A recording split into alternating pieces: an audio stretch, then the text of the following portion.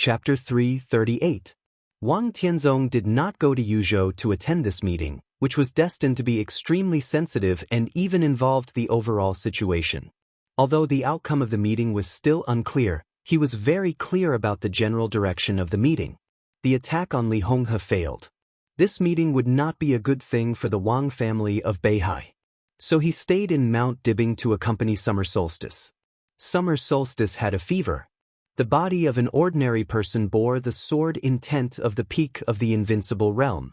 It was fine in normal days, but when the sword intent moved, the shortcomings of the body immediately began to appear in all aspects. Summer Solstice's body also became very weak. At this time, if nothing major happened, Wang Tianzong did not want to leave Mount Dibing. The night gradually deepened. Time passed from evening to midnight. Wang Tianzong's brows had been frowning slightly unconsciously. The desk lamp was on in the bedroom. The sound of the waves hitting Mount Dibing outside the dark window echoed on the mountain, like a magnificent and delicate music, grand and mysterious. Wang Tianzong stood in front of the window and looked at the sea under the curtain of night outside. He seemed a little uneasy. "Are you sleeping?" Xiaji walked out of the bathroom with a pale face, wiped her wet long hair, and asked softly, "I'm still waiting for a result." Wang Tianzong turned around and looked at his wife apologetically. He could roughly guess the result of the conference in Yuzhou. However, a general idea and a concrete idea were two completely different concepts.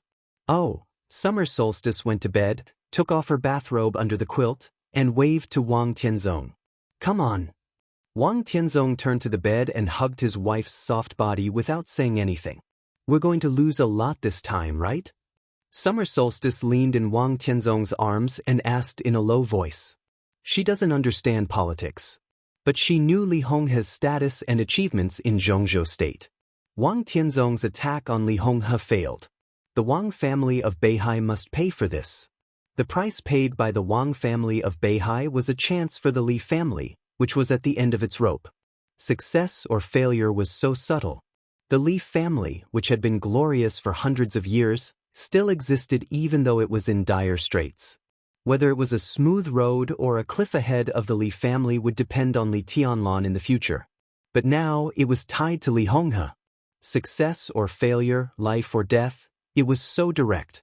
The actual loss won't be too much, but it won't be too little either. Wang Tianzong shook his head. "Zhujiang?" Summer Solstice asked after a moment of silence. "It's hard to say." Wang Tianzong hesitated. Wu Jingmin should leave Jiangzhe this time. Jing Exing could stay, but his future would be very difficult. However, there was still a chance. Whether the Li family can take Jiangzhe or not depends on the game between Jingxin and Zhou Yuanshan in Jiangzhe. Zhou Yuanshan? Summer Solstice was a little confused. She knew this person, but she didn't expect that the eldest son-in-law of the Dongqing clan would go to Jiangzhe. "This is the only choice." Wang Tianzong's tone was firm. "Giant group." Summer Solstice was a little worried. If it was just the Dongqing clan, although it was tricky, it was not a big deal. But Zhou Yuanshan represented not only the Dongqing clan, but also the Zhou family, another pillar of the giant group. The giant group is nothing to be afraid of. Wang Tianzong said softly, "They are too loose." In the hundreds of years of the giant group, their paper strength has been growing, but there has never been a president, which is enough to explain the problem. The Li family was not to be feared. Even if they made a comeback, it was nothing. We weren't afraid of the Li family back then, and we don't need to be afraid now. Then what are you worried about? Summer Solstice rubbed Wang Tianzong's chin with her face. "I'm not worried." Wang Tianzong smiled. "I'm just waiting for the result." He touched Summer Solstice's hair and whispered, "Go to sleep." "It's okay." "Then I'm going to sleep." Summer Solstice reached out and touched the stubble on Wang Tianzong's chin. She turned over and turned off the lamp. The warm yellow light went out. There was a slight noise on the ceiling. Above the bedroom, the ceiling began to separate toward both sides. The entire palace began to become transparent.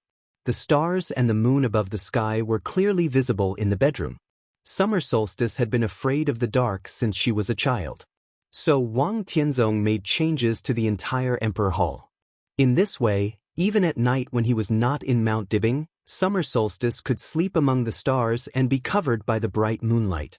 Summer solstice's breath gradually deepened. Wang Tianzong leaned on the bed motionlessly. The moonlight fell from above and fell on his face. His face was cold, vague and gloomy. He really didn't worry about the giant group. He didn't worry about the Li family's comeback. What he worried about was the pattern of the southeast. Standing in his position, the situation of the entire Zhongzhou state was clear, like a chessboard. The chess pieces crisscrossed on the chessboard, forming the current general trend of the Zhongzhou state. As for the situation in the southeast, it began to gradually become complicated and confusing. Jiangzhou was now the center of all right and wrong. The former root of the Li family was still in Wu Jingmin's hands. Now the Li family had a chance to make a comeback. Wu Jingmin left Jiangzhou. Zhou Yuanshan entered Jiangzhou. The forces of the giant group seemed to have begun to cooperate with the Li family. Zhou Yuanshan represented the Zhou family of the giant group. The Dongqing clan's position of supporting Li Tianlan had never changed. So, what about the Bai family? Wang Tianzong thought of some rumors and the conflict between Bai Qingqian and Dongqing Wudi. Under the moonlight, his face gradually became serious. At least in those rumors, Bai Qingqian seemed to care more about Li Tianlan than Dongqing Wudi. So the Bai family would definitely take action. The giant group was powerful and deep-rooted. On the surface, they were no less than the Southeast Group and the Prince Group, and even better in some aspects. However, this kind of alliance group was too loose and bloated, so that although they were powerful, their cohesion and combat effectiveness were always average. This was a shortcoming that everyone could see. The three pillars of the giant group could definitely see it. So they wanted to change. And now, these three pillars of wealthy families had undoubtedly put their chips on the Li family. The Zhou family was moving. The Dongqing clan was moving. The Bai family was moving, but the time was not right. Wang Tianzong thought of Bai Zhanfeng, the top leader of Yuzhou, who was called the governor of Yuzhou. His mind became clearer and clearer. Bai Zhanfeng, Bai Qingqian. Among the three pillars of the giant group, the father and daughter were the most perfect in connecting the past and the future. Bai Zhanfeng had long reached the age of retirement. After this term was over, he would definitely have to retire. Bai Qingqian was now the top leader of Guangdong, and she used to be the governor of Qingzhou. She had been the governor for 4 years and the top leader of the province for 6 years. After this session, Bai Qingqian would have enough seniority and age. Although she was a woman, her means and ability had always been recognized by the higher-ups. At that time, her further conditions would be completely mature. Wang Tianzong could almost guess the direction of Bai Qingqian's office. She would not go to Yuzhou, and the rules would not allow her to go to Yuzhou. The most likely place for her to go was the southeast. It could even be said that only the southeast, whether it was Wuyue or Huiding, they could accommodate a new member of the decision-making committee. If Bai Qingqian completed her advancement in the southeast, the entire southeast would be in chaos. The southeast would be in chaos. The Wang family of Beihai would also be in chaos. Li Honghe returned to Yuzhou this time to take advantage of the giant group and plan the southeast with Jiangzhou as the base. Wang Tianzong smiled. There was a kind of persistent and resolute emotion in his eyes, a little cold and stern, but no anger. He didn't blame Li Honghe. The Wang family of Beihai and the Li family had been entangled for too many years. At this point, there was no way back for both sides. Li Honghe might feel guilty, but he had no choice but to make the best of the mistake. The Wang family of Beihai was destined to gain nothing in tonight's meeting. Not only would they gain nothing, but they would even widen the cracks in the Wang family of Beihai when they paid a price. The Li family rose again in the southeast. The Wang family of Beihai was in turmoil. The giant group intervened in the southeast. As Zhou Yuanshan took office.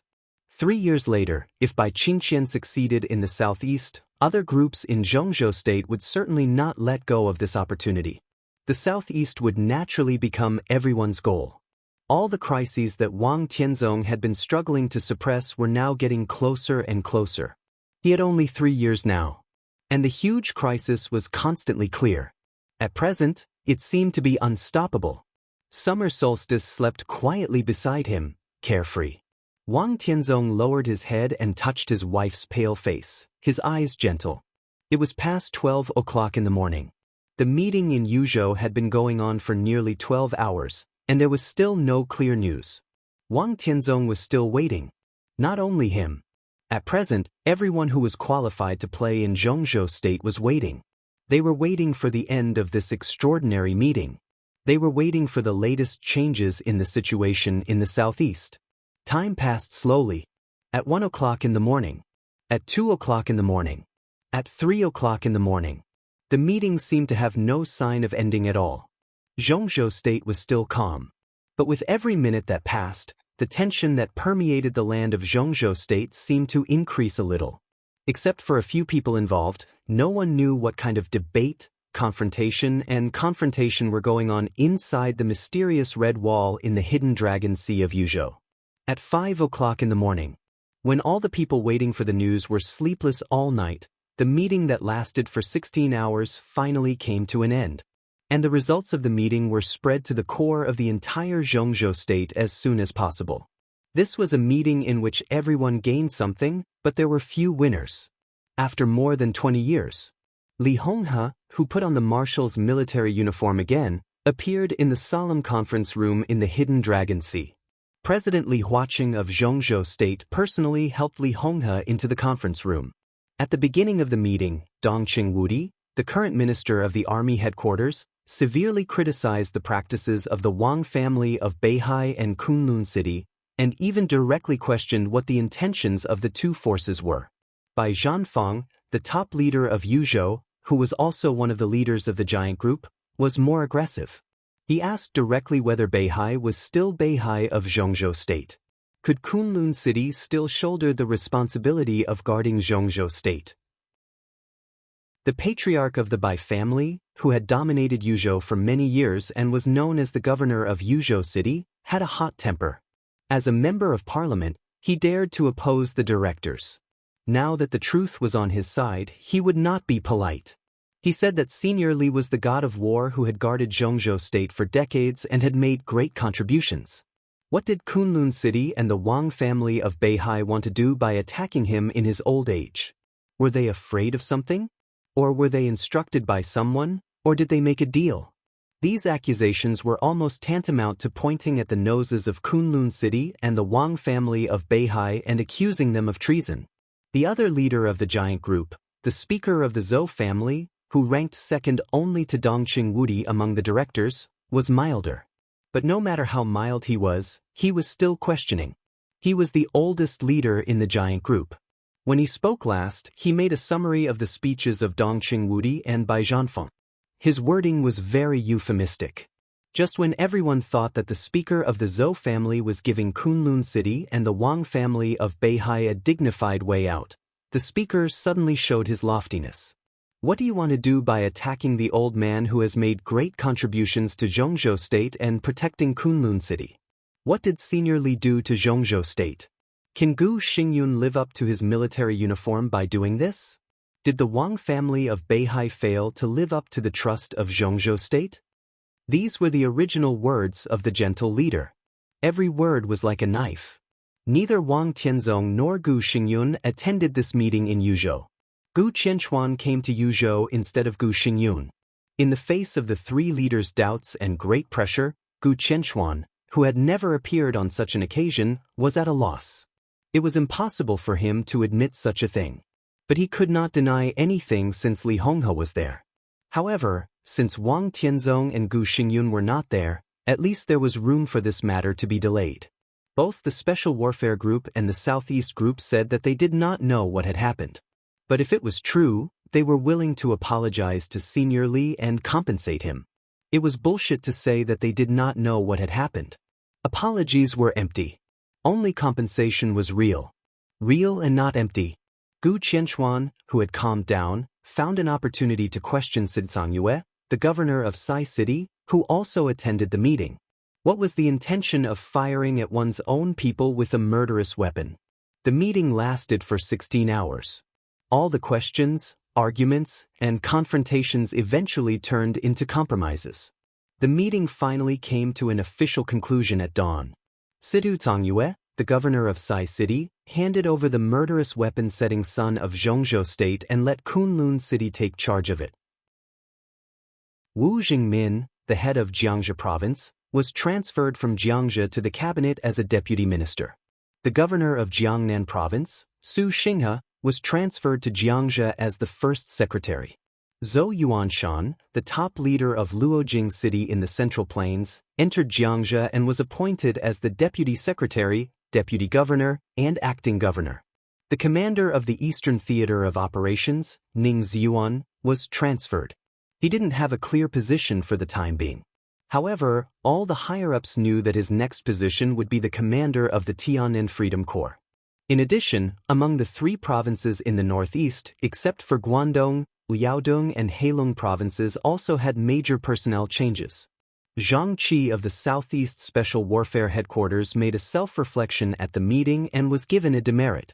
In the meeting that same night, Zhongzhou State confirmed the reform of the Special Warfare System with Kunlun City as the core. After the Southeast Special Warfare Headquarters, Zhongzhou State established the Northeast, Southwest, and Northwest Special Warfare Headquarters. The candidate for the Minister of the Northeast Special Warfare Headquarters was Tribulation. The Minister of the Southwest Special Warfare Headquarters was temporarily designated as Shushan Nirvana, Sword Master Wei Kunlun. Gu Qianchuan was the Minister of the Northwest Special Warfare Headquarters. And along with the establishment of the four major Special Warfare Headquarters, there was also a brand new organization that could be on the same level as the Special Warfare Headquarters. An institution that surprised everyone. Special Overwatch Council. It was responsible for monitoring the operation status of all special warfare agencies in its area.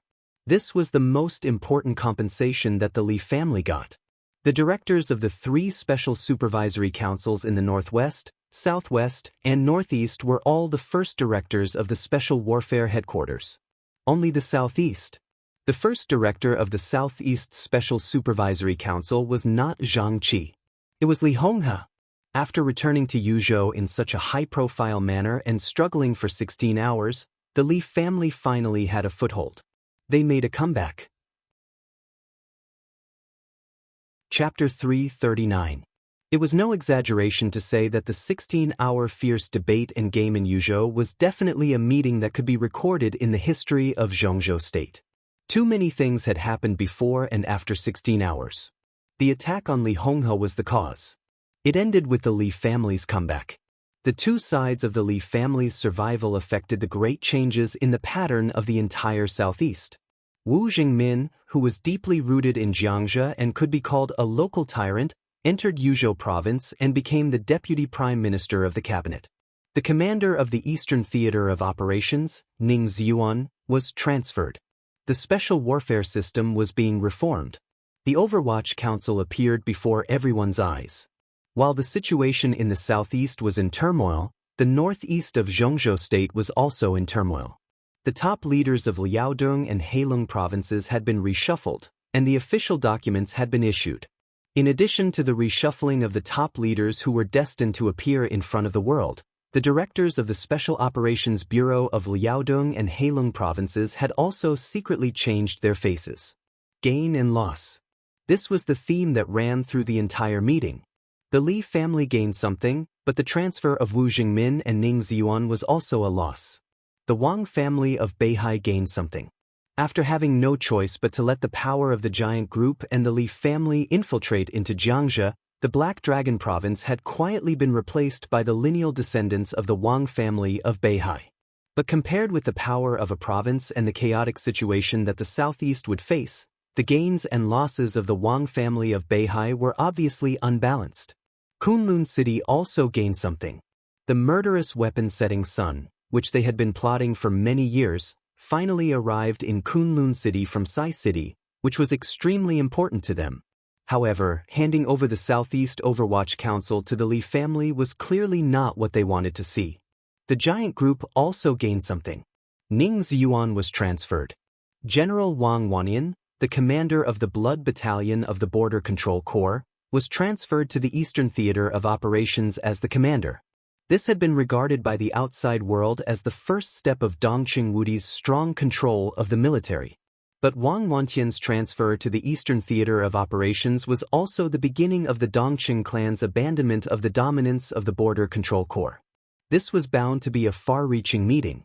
Many of the effects would only appear after several years or even longer. This time, only the Jiangxia and Eastern Theater of Operations were moving in the southeast.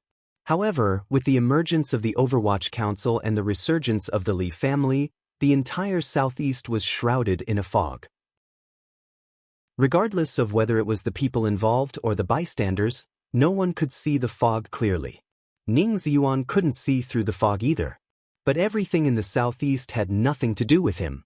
The day after the meeting, he walked into the army headquarters building and got his new appointment from Dongqing Wudi. He was going to take off the military uniform that he had worn for most of his life, take off the rank of general that he had long been accustomed to, and head for the Southern Heaven region. All of his files will be sealed in the top secret file indefinitely. From that moment on, he had nothing to do with the Southeast or even Zhongzhou State. He was the commander of the Tian'an Freedom Corps. He would lead the elites there to fight against the Annan State and the Purgatory of Heaven capital. Until Tian'an became a new province of Zhongzhou State. Open up new territories. This was the duty of a soldier, and its weight was comparable to that of protecting the country. However, only a small number of people understood the deeper meaning behind this transfer. To be enemies with the Purgatory of Heaven capital. This sentence implied too much malice and conspiracy. It was already night in Wuyue. In the dead of night, the courtyard of the Eastern Theater of Operations was filled with the vicissitudes of life and loneliness. The lights in Ning Ziyuan's mansion were off. Ning Ziyuan, dressed in plain clothes, stood in front of the window and looked up at the starry night sky. This was the last night he would stay in Wuyue, Jinling, and the Eastern Theater of Operations. Tomorrow morning, the new commander of the Eastern Theater of Operations, Wang Wantian, would arrive in Jinling. After the handover of work between the two sides, he would set off for Tian'an. The army ministry urged him urgently. It seemed that both the Giant Group and the Southeast Group wanted him to leave Jinling as soon as possible. Tomorrow had not come yet. Today had passed. The Eastern Theater of Operations held a simple but grand farewell banquet. Now that the banquet was over, Ning Ziyuan didn't know what to do for a while. Tonight, he was neither the commander of the Eastern Theater of Operations nor the commander of the Tian'an Freedom Corps. He was just Ning Ziyuan. Ning Ziyuan stood quietly. The cold moon on the horizon rose and began to set again. The courtyard of the Eastern Theater of Operations became quieter and quieter. Ning Ziyuan sighed. His eyes showed no reluctance to say goodbye to the past or excitement to welcome the future. They were dull and almost empty. Insomnia? A somewhat hoarse voice sounded behind Ning Ziyuan without warning. Ning Ziyuan turned around reflexively. The living room of the mansion was dark. A man's figure appeared on the sofa without anyone noticing. He raised his hand and waved it. In the night, it could be vaguely seen that he was holding a bottle of wine. "What are you doing here?" Ning Ziyuan frowned and quietly closed the curtains in front of the window. "Don't be so nervous." The black shadow laughed in a low voice. His hoarse voice was a little magnetic. "I have wine. Do you want to drink?" Ning Ziyuan came over and sat opposite the black shadow. He didn't turn on the light. In the dark, his tone was with suppressed anger. "You came to me just to drink with me? Don't get excited." The black shadow said with a smile, "I happened to come to Jinling to patrol. I knew that you were leaving tomorrow, so I came to have a look. Don't worry, no one will find out that I have been here. In the past. Now is not the past." Ning Ziyuan interrupted the black shadow's voice with some gloominess. He used to be the commander of the Eastern Theater of Operations and a core minister of the Wang family of Beihai. The black shadow in front of him was also an important figure in the Wang family of Beihai. The two had occasional contact. Even if they were discovered, it would not be a big deal. But it was now. He left Jinling. It was almost equivalent to leaving the Southeast Group. He was originally a member of the Li family. After the collapse of the Li family, this identity did not seem obvious. But now the Li family reappeared. If he went to Tiannan, it was tantamount to re-entering the Li family's camp. Now he was meeting the man in front of him. Once he was discovered, it was very likely to cause a stir.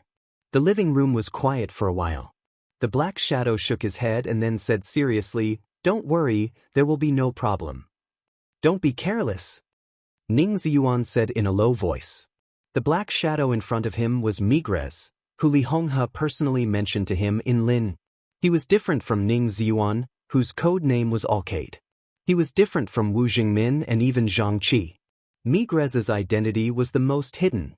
Everything he showed to the world was completely flawless. Even Zhang Qi, the current minister of the Southeast Special Warfare Headquarters, might be exposed. But Migrez would not. As long as he did not stand out himself, he would hide forever and did not have to worry about being called a traitor. With such a hidden identity, he was bound to play a greater role in the future of the Li family.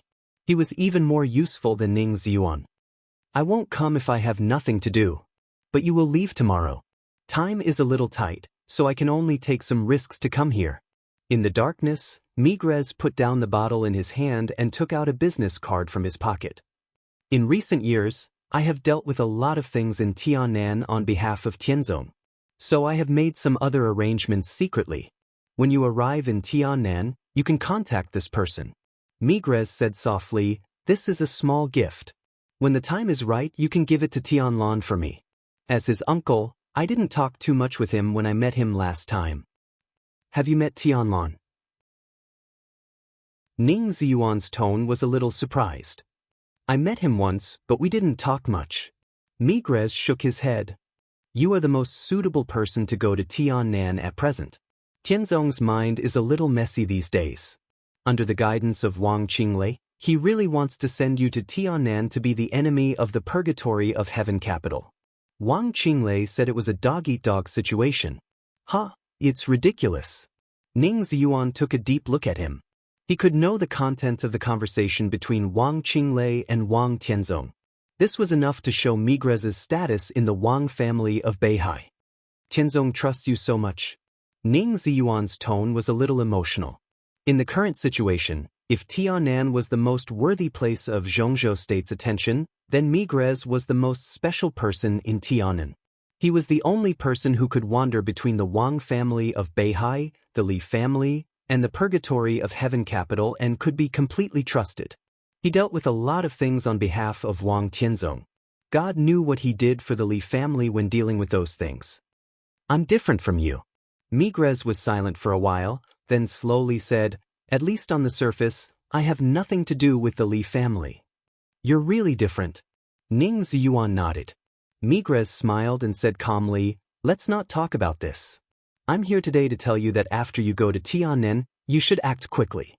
Although the Li family has made a comeback, the situation is not good. Whether Jiangzhe can be stable or not depends on Tiannan. If there is no accident, the next few years should be the best opportunity for the Li family. You don't have any scruples in Tiannan." "Scruples?" "Scruples." The hall began to become quiet. Ning Ziyuan seemed to really have scruples. After a long silence, he said flatly, "What scruples can I have?" "That's good."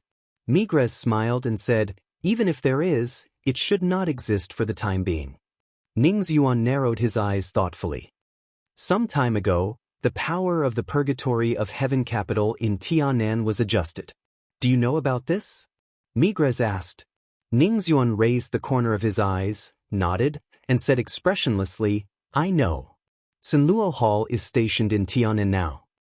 So it's perfect for you to go to Tiannan at this time." Migrez smiled and said, "You lead the Tiannan Freedom Corps, and there are old subordinates in Tiannan who are most worthy of your trust. Everything is promising." Ning Ziyuan did not speak. His most trusted old subordinates. Naturally, they were the real direct subordinates he had cultivated in the Eastern Theater of Operations for many years. And these direct subordinates were all sent to East Island in the final battle of Heaven Capital 3 years ago. At that time, everyone in Zhongzhou State was talking about the madness of Ning Ziyuan and the Eastern Theater of Operations. And the final battle of Heaven Capital did not disappoint anyone. More than 100 experts above the fire-flaming realm in the Eastern Theater of Operations died in Heaven Capital.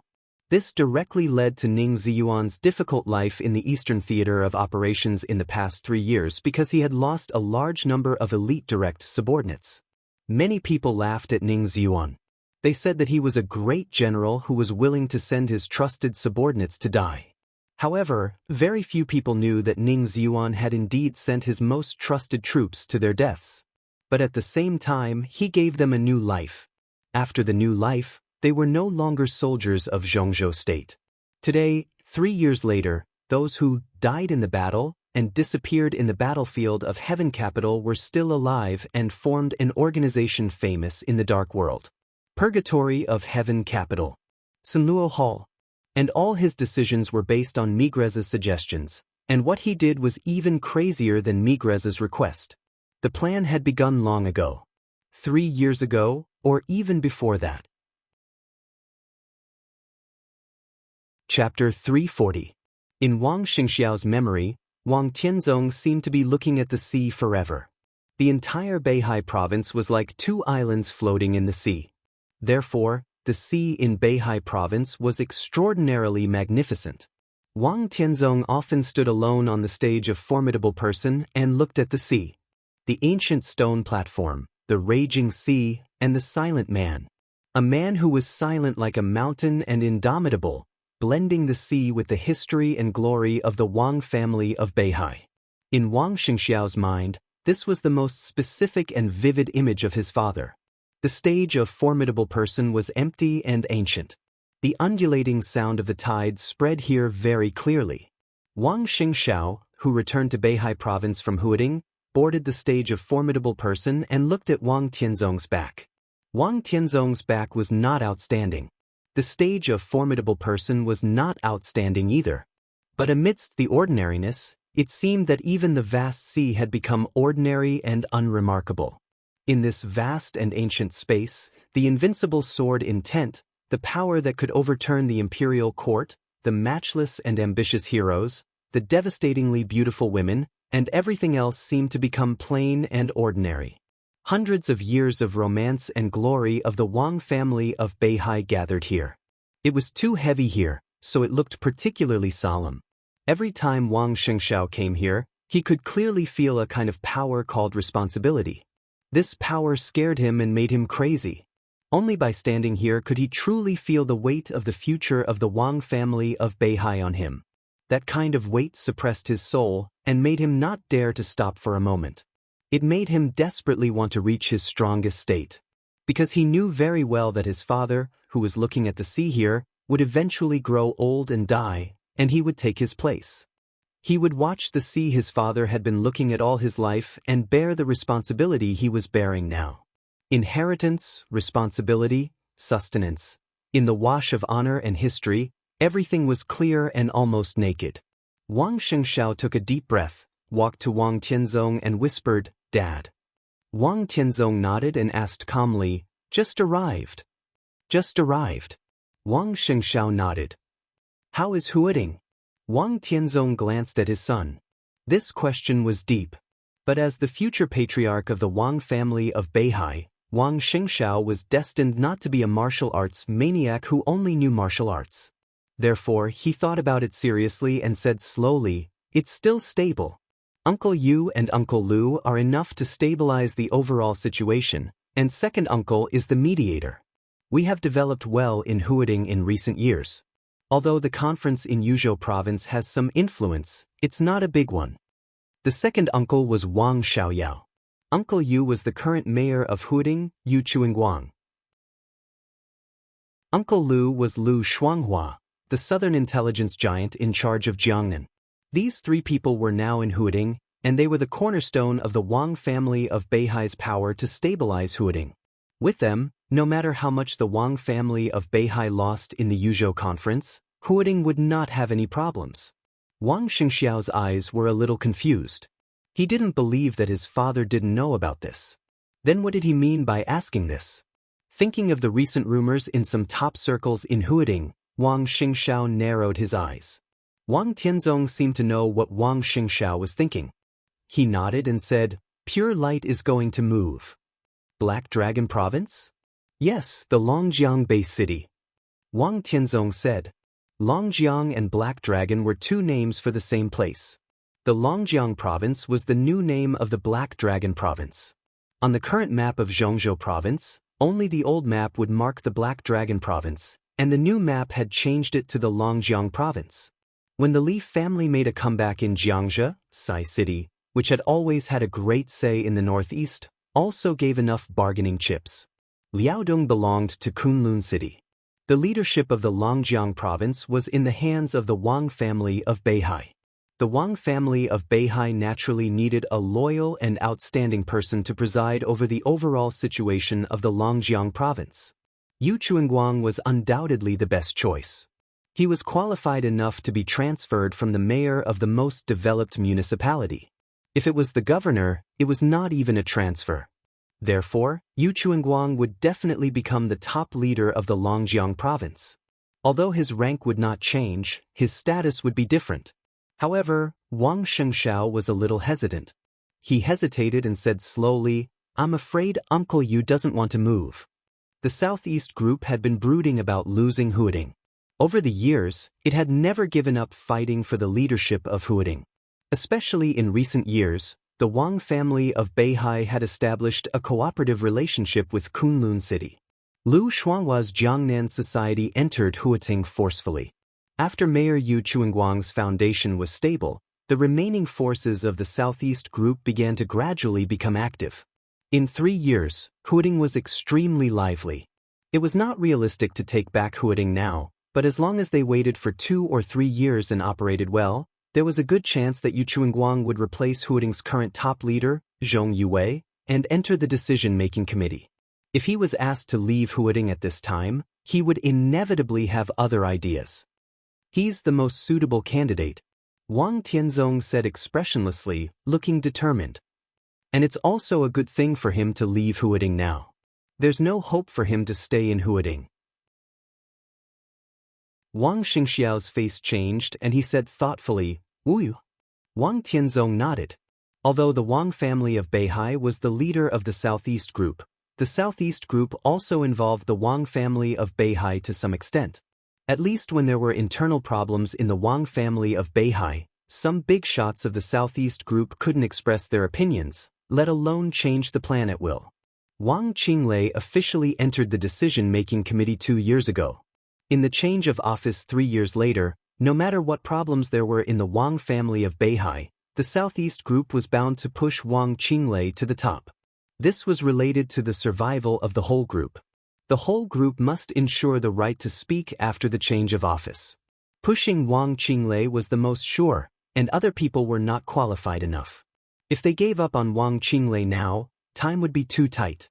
Even if the Southeast Group was strong, it would be difficult for them to have enough time and resources to nurture another giant candidate.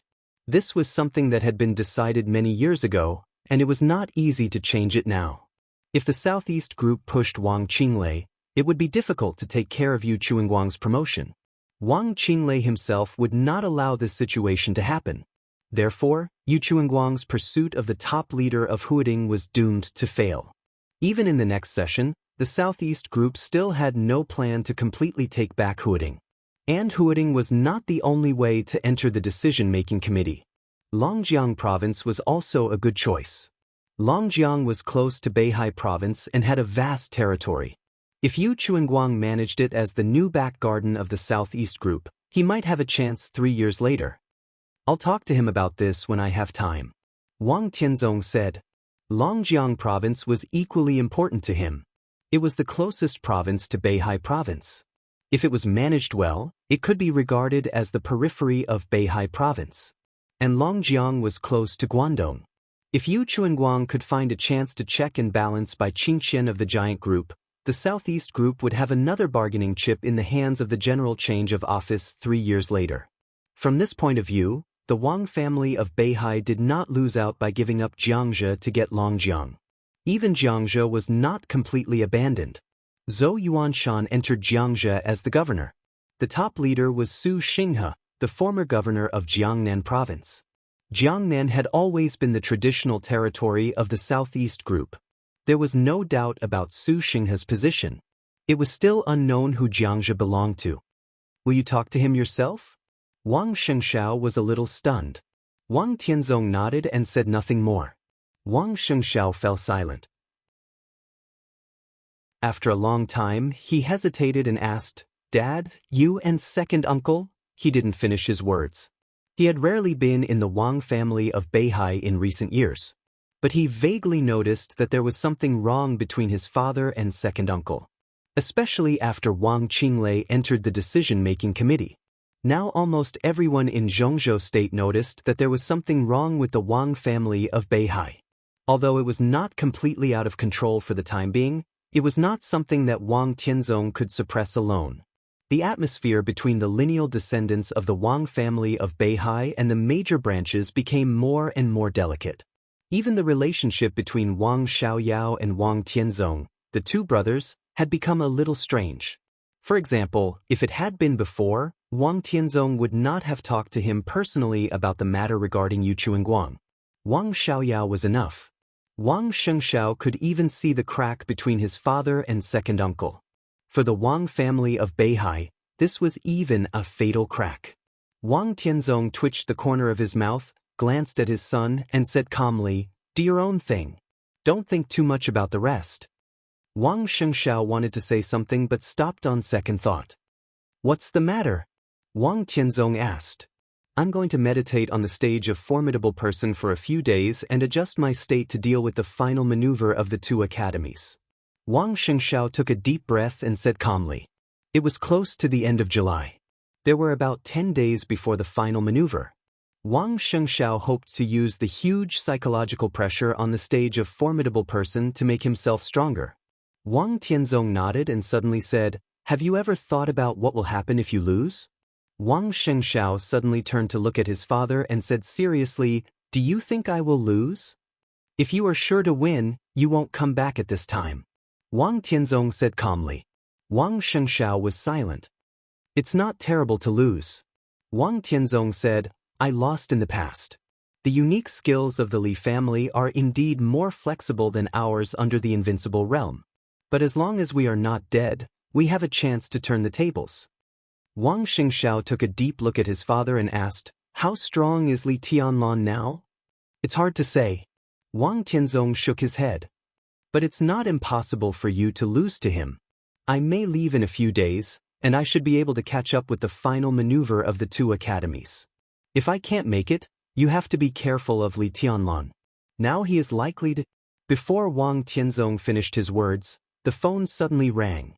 In the sound of the waves, the ringtone of the mobile phone was faint but clear. Wang Tianzong calmly took out the mobile phone and answered, saying hello. On the phone, the voice of Lu Shuanghua, who controlled the largest civilian intelligence organization in the south of Zhongzhou State, sounded. "Your Majesty, my people have confirmed Yuetong's location." Lu Shuanghua smiled bitterly and said with some difficulty, "After she came to Huading, until Li Tianlan went to Lin, she had been living with him." His words were vague. But Wang Tianzong instantly understood what he wanted to say. The muscles at the corners of his eyes twitched, and an extremely sharp cold light flashed in his eyes. Lu Shuanghua did not continue. Wang Tianzong was also silent and finally hung up. Wang Shengshao looked at Wang Tianzong. "It's all right." Chapter 341. When countless reporters and media were still digging for the truth of the disappearance of Lonely Mountain overnight, the cabinet, the Jiangzhou provincial government, and the Lin and municipal government had clearly issued a document. In the most official and formal manner, Lonely Mountain was completely removed from the tourist attractions of West Lake. It was no longer a tacit attitude under the guise of renovation. On the edge of the ruins of Lonely Mountain, a sign of a military restricted area was set up. The address of the Southeast Special Warfare Headquarters was in Huading, and Lonely Mountain would become the office of the Southeast Special Warfare Supervision Council. The Supervision Council was a new institution of the Special Warfare System of Zhongzhou State, different from the Special Warfare Headquarters. The emergence of the Special Warfare Headquarters was actually just the expansion of the power of the Special Warfare System. For the whole system, it was not big enough to subvert the fundamental rules. But the procuratorate was different. It was a new institution. Different from the division of labor of the party committee and the government in the political circle, and different from the military generals and political generals in the army, the Supervision Council had a single function. In terms of duties, it was more similar to the Discipline Inspection Department, supervising the performance of their duties by various special warfare agencies. It was supervision. It only had the right to supervise. The emergence of any system or any new institution took a relatively long time to become mature and stable. So, strictly speaking, the newly established procuratorate, which only had the right to supervise but not the right to dispose, was actually in a very awkward position. The special warfare system was different from the military and the political circles. Its duties were secret, its power was hidden, and the rules were loose. So even if it had the right to supervise, the scope of supervision was somewhat vague. The director of the procuratorate was at the same level as the director of the Special Warfare Headquarters, but he did not participate in the meetings of the decision-making committee, and there was no supervisory bureau under him.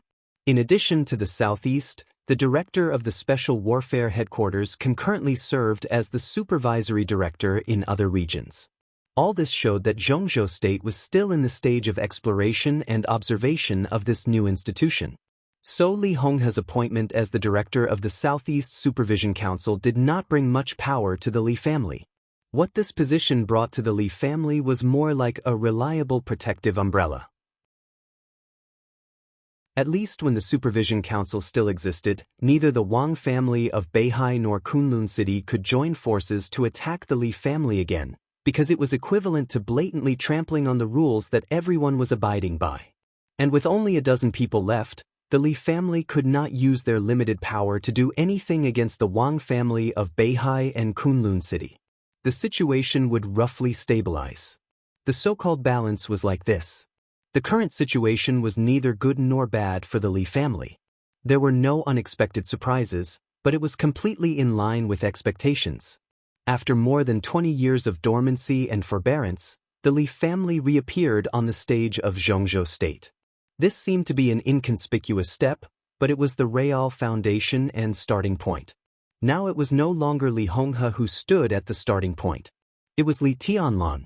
Perhaps it was not until today that Li Tianlan really began to shoulder the Li family's burden. Before the Yuzhou Conference, Li Tianlan was the hope of the Li family. After the Yuzhou Conference, Li Honghe completely fell from the invincible realm. Li Tianlan was everything to the Li family. There shouldn't be too many changes in Jiangzhe in the next few years. Even the entire Zhongzhou State, if there are no accidents, will be peaceful for a few years. There are good and bad sides to peace. The good side is that it's safe enough, but the bad side is that it's a pool of stagnant water without any waves. Naturally, there will be no chance. It was a sunny morning in late July. The warm sunshine outside the window shone into the bedroom. In front of the mirror, Qin Weibai, who had just gotten up and her hair was still a little messy, was tidying up his suit for him. She said softly, "That's why I want you to go to Tianan. No matter what happens in Zhongzhou State, Tianan is destined to become another focus of the dark world. The Li family can only develop tepidly in Jiangzhe. If it wants to rise, it can only be possible in Tianan, which is destined to be in constant turmoil." Li Tianlan answered and loosened the tie around his neck. Today, he had a series of extremely important social engagements, so he was dressed very formally. He wore a black suit and leather shoes, looking calm and sharp. After the Yuzhou Conference, the personnel transfer went quickly. Zhou Yuanshan had already come to Jiangzhe from Luojing 3 days ago. On the first day of the new governor of Jiangzhe, he came to visit Li Honghe and made an appointment with Li Tianlan to meet today. It was an unusual meeting, because Wu Jingmin hadn't left yet. Wu Jingmin hadn't left, so the new governor of Jiangzhe, Su Xinghe, naturally couldn't come. Wu Jingmin hoped to make full use of these few days to create a situation beneficial to the Li family.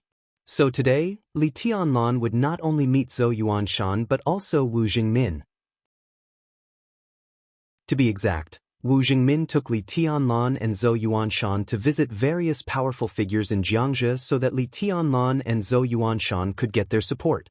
Li Tianlan was a little upset. This was the first time he had contacted the high-level political forces of a province. He was not uneasy, but his heart was a little complicated. There won't be any problem. Qin Weibai said softly, don't underestimate Zhou Yuanshan. As the leader fully supported by the giant group after 20 years, his ability and means are absolutely the best. After Wu Jingmin left, there would definitely be people in Jiangzhou who would change their stance, but there wouldn't be too many of them. Over the years, Wu Jingmin had been very good at controlling Jiangzhou. Most of Wu Jingmin's forces would support Zhou Yuanshan. At present, Jiangzhou was already the home ground of the giant group and the Li family.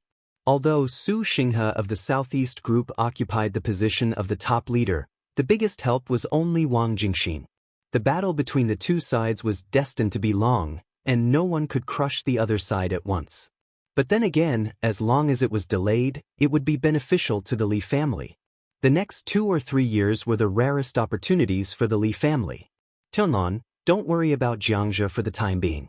As long as you open up the situation in Tiannan, Jiangzhou will gradually stabilize. If possible, don't have any concerns. The most important thing is to strengthen yourself.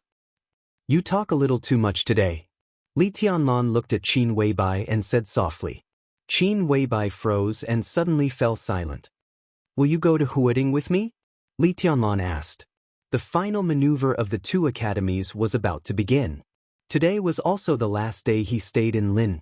After meeting with the important members of Jiangzhou, he would return to Huading and East Emperor Palace, waiting for the start of the final maneuver of the 2 academies. I'm going to leave for a while. Qin Weibai looked at Li Tianlan's face attentively and said softly. Today? Li Tianlan was stunned for a while and then asked softly. After several days of tenderness and dependence on each other, Li Tianlan heard the parting without any psychological preparation. Qin Weibai nodded and murmured, I should have left a few days ago, but I've been reluctant to leave. Now I really can't delay it. I'll see you off.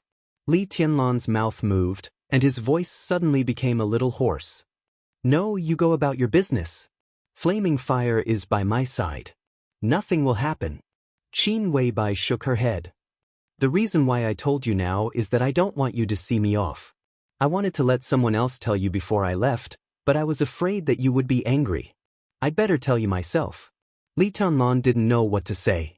He opened his hands and subconsciously held Qin Weibai's warm and soft body in his arms. Qin Weibai gently wrapped her arms around Li Tianlan's waist and said with a chuckle, It's not life and death. Why are you so serious? Wait for me. I'll be back in 2 or 3 months at most. At that time, I'll stay with you and won't go anywhere, okay? Li Tianlan said sullenly. Qin Weibai left his arms, took off a single Buddha bead from her wrist, handed it to Li Tianlan, and said softly, This is for you. This is? Li Tianlan was a little confused. Great Master Wu gave me the Buddha bead. It doesn't mean anything. It's a mascot. I don't like it very much, so I'll give it to you. Qin Weibai said carelessly, and her tone was very natural. Li Tianlan didn't think much and put it on his wrist. Where are you going? Go back to the headquarters first. Qin Weibai hesitated. The headquarters of Samsara doesn't mean much. It's time to give up. I'll go back again. After that, I'll go directly to Snow Country. Li Tianlan nodded and looked at Qin Weibai in front of him. Qin Weibai stood quietly in the sun, beautiful and dreamy, as if transparent. Today was the day of parting. Li Tianlan suddenly felt a little tired and seemed to have no energy to do anything. Go ahead. Today is very important to you. Qin Weibai took Li Tianlan's arm and pulled him out of the door. She said seriously, I'll be back soon. Li Tianlan nodded. He wanted to say something but stopped on second thought. Finally, he turned and went downstairs. Qin Weibai went downstairs with him and watched Li Tianlan get into an Audi at the door. Qin Weibai looked tranquil and gentle. Li Tianlan looked back at her. Qin Weibai smiled and waved her hand. Everything was so natural, as if it was the most ordinary parting. Li Tianlan got into the car. At that moment, Qin Weibai only saw Li Tianlan's side face. She looked at him affectionately and in a trance. The Audi slowly left the villa area. Qin Weibai stood quietly, motionless, like a sculpture. Such a simple parting. But it was the last glance. The light in Qin Weibai's bright eyes changed. All the emotions that pretended to be natural surged in her heart. As Li Tianlan left, she was close to collapse. She couldn't show her reluctance. She couldn't even show sadness. Because what she wanted to tell Li Tianlan was a very common parting. She knew what it meant. It was a deception, the cruelest deception. Because this seemingly casual parting this time, they would never be able to meet again. Cruel. But it was not the cruelest. She had seen the cruelest scene in Heaven Capital 3 years ago. That scene was not the moment when the woman in white pierced the long sword into Li Tianlan's chest. It was the scene after Li Tianlan fell from the air. That was the real cruelty. The Audi disappeared completely from her sight. All the reluctance, all the unwillingness, and all the deep feelings completely collapsed in an instant. Qin Weibai had already burst into tears. She behaved so normally that she didn't even show a trace of reluctance to Li Tianlan. No reluctance was the real reluctance. She bit her lips hard and murmured softly, "I'm sorry." Chapter 342. It was like there would be no reunion and parting. There would be no afterlife in life. That was why Qin Weibai's profile was so clear. It was the last glance before parting. Qin Weibai stood quietly at the door of the villa. Li Tianlan's car had completely disappeared, without a trace. There was a breeze in the sunny Lin. The breeze blew the water of the West Lake and seemed to blow away all the spiritual qi in her. Qin Weibai's whole body became empty. There was no hope, no longing, no thoughts, no coldness and gentleness. She was like a body that had lost everything. She was still beautiful, but she was shaking with the wind. She still had too much to say. There were still too many things she wanted to do. But she couldn't say or do anything about it. She didn't even give Li Tianlan a serious hug or kiss. She behaved too normally.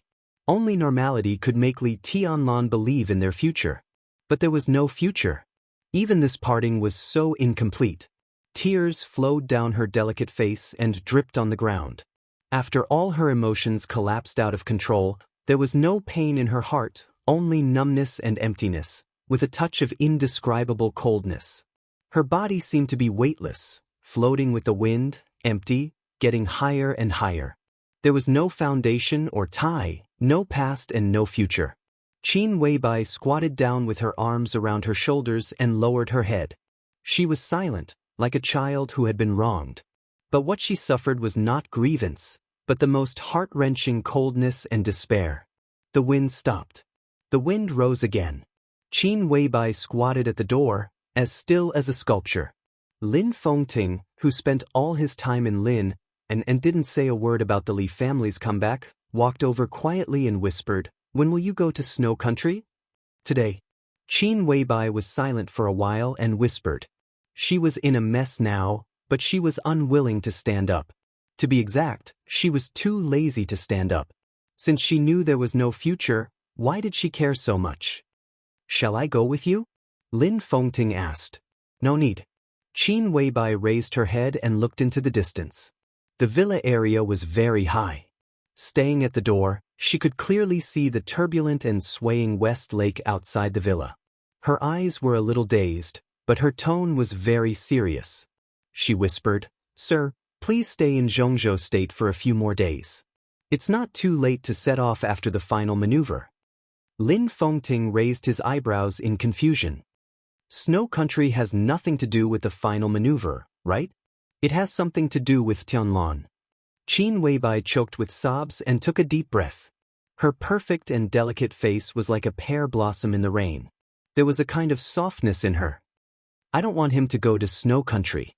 After the final maneuver, he probably won't be able to go for a while." She knew very well what resistance Li Tianlan would encounter in the final maneuver. Li Beidian, Su Chu, and Ning Qianxing were all severely injured. Yu Qingyan's realm was still low. Although her lethality was terrifying, it was not suitable for her to play in the final maneuver.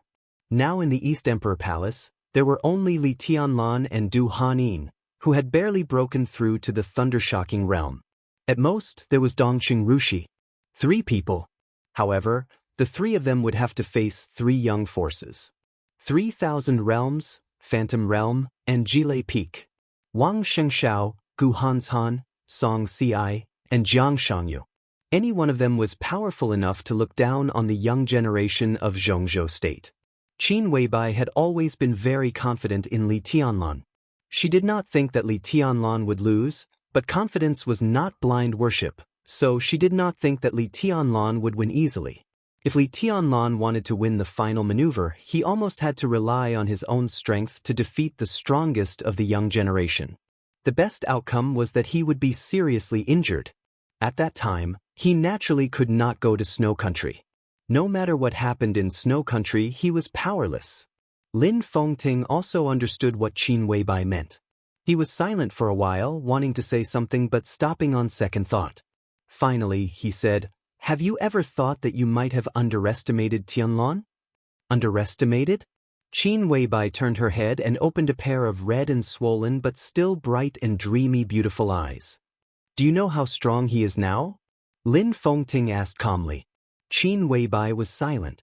She did not ask about Li Tianlan's current martial arts, and Li Tianlan did not say it. This matter was very important, but it was not the most important thing at the moment. "What do you think, sir?"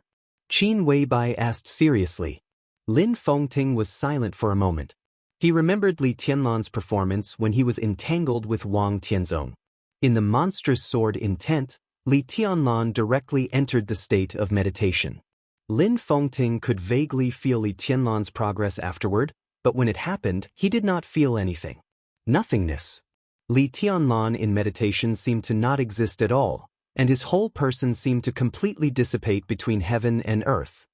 At that time, Tianzong asked Tianlan a question. Lin Fengting said, he asked Tianlan when he recultivated the 4 realms of martial arts. He paused and shook his head in confusion. Li Tianlan did give him a very strange feeling now, but he could not tell it, even though he had seen a few videos of Li Tianlan's moves. Great breakthroughs and great achievements are based on recultivating the 4 realms of martial arts. Tianlan is now in the state after recultivating the 4 realms of martial arts. Don't you know what this means? Lin Fengting asked. Qin Weibai's eyes changed, and her eyes were full of vigor. After recultivating the 4 realms of martial arts, the word recultivation could be completely removed. After the 4 realms of martial arts, there was only the invincible realm. Sir, do you mean that Tianlan is now in the invincible realm? Qin Weibai's eyes were a little happy. The stronger her man was, the happier she would be. Yes and no. Lin Fengting shook his head. He is certainly not in the real invincible realm, but at least he is no longer in the thunder-shocking realm. Qin Weibai fell silent. Even so, it is unlikely that he can win this maneuver unscathed. Qin Weibai whispered. Lin Fengting's eyes were deep and meaningful. Qin Weibai wanted to face the tribulation for Li Tianlan. So she dragged the entire Samsara Palace to destruction. But it was related to the future of the Lin clan, so Lin Fengting had to protect her. In this case, some words did not need to be too clear. Lin Fengting smiled and changed the topic. What happened on Mount Dibing was your doing, wasn't it? He said it vaguely. But Qin Weibai knew what he was talking about. Yes. Qin Weibai's tone was calm. How do you know summer solstice? Lin Fengting was a little curious.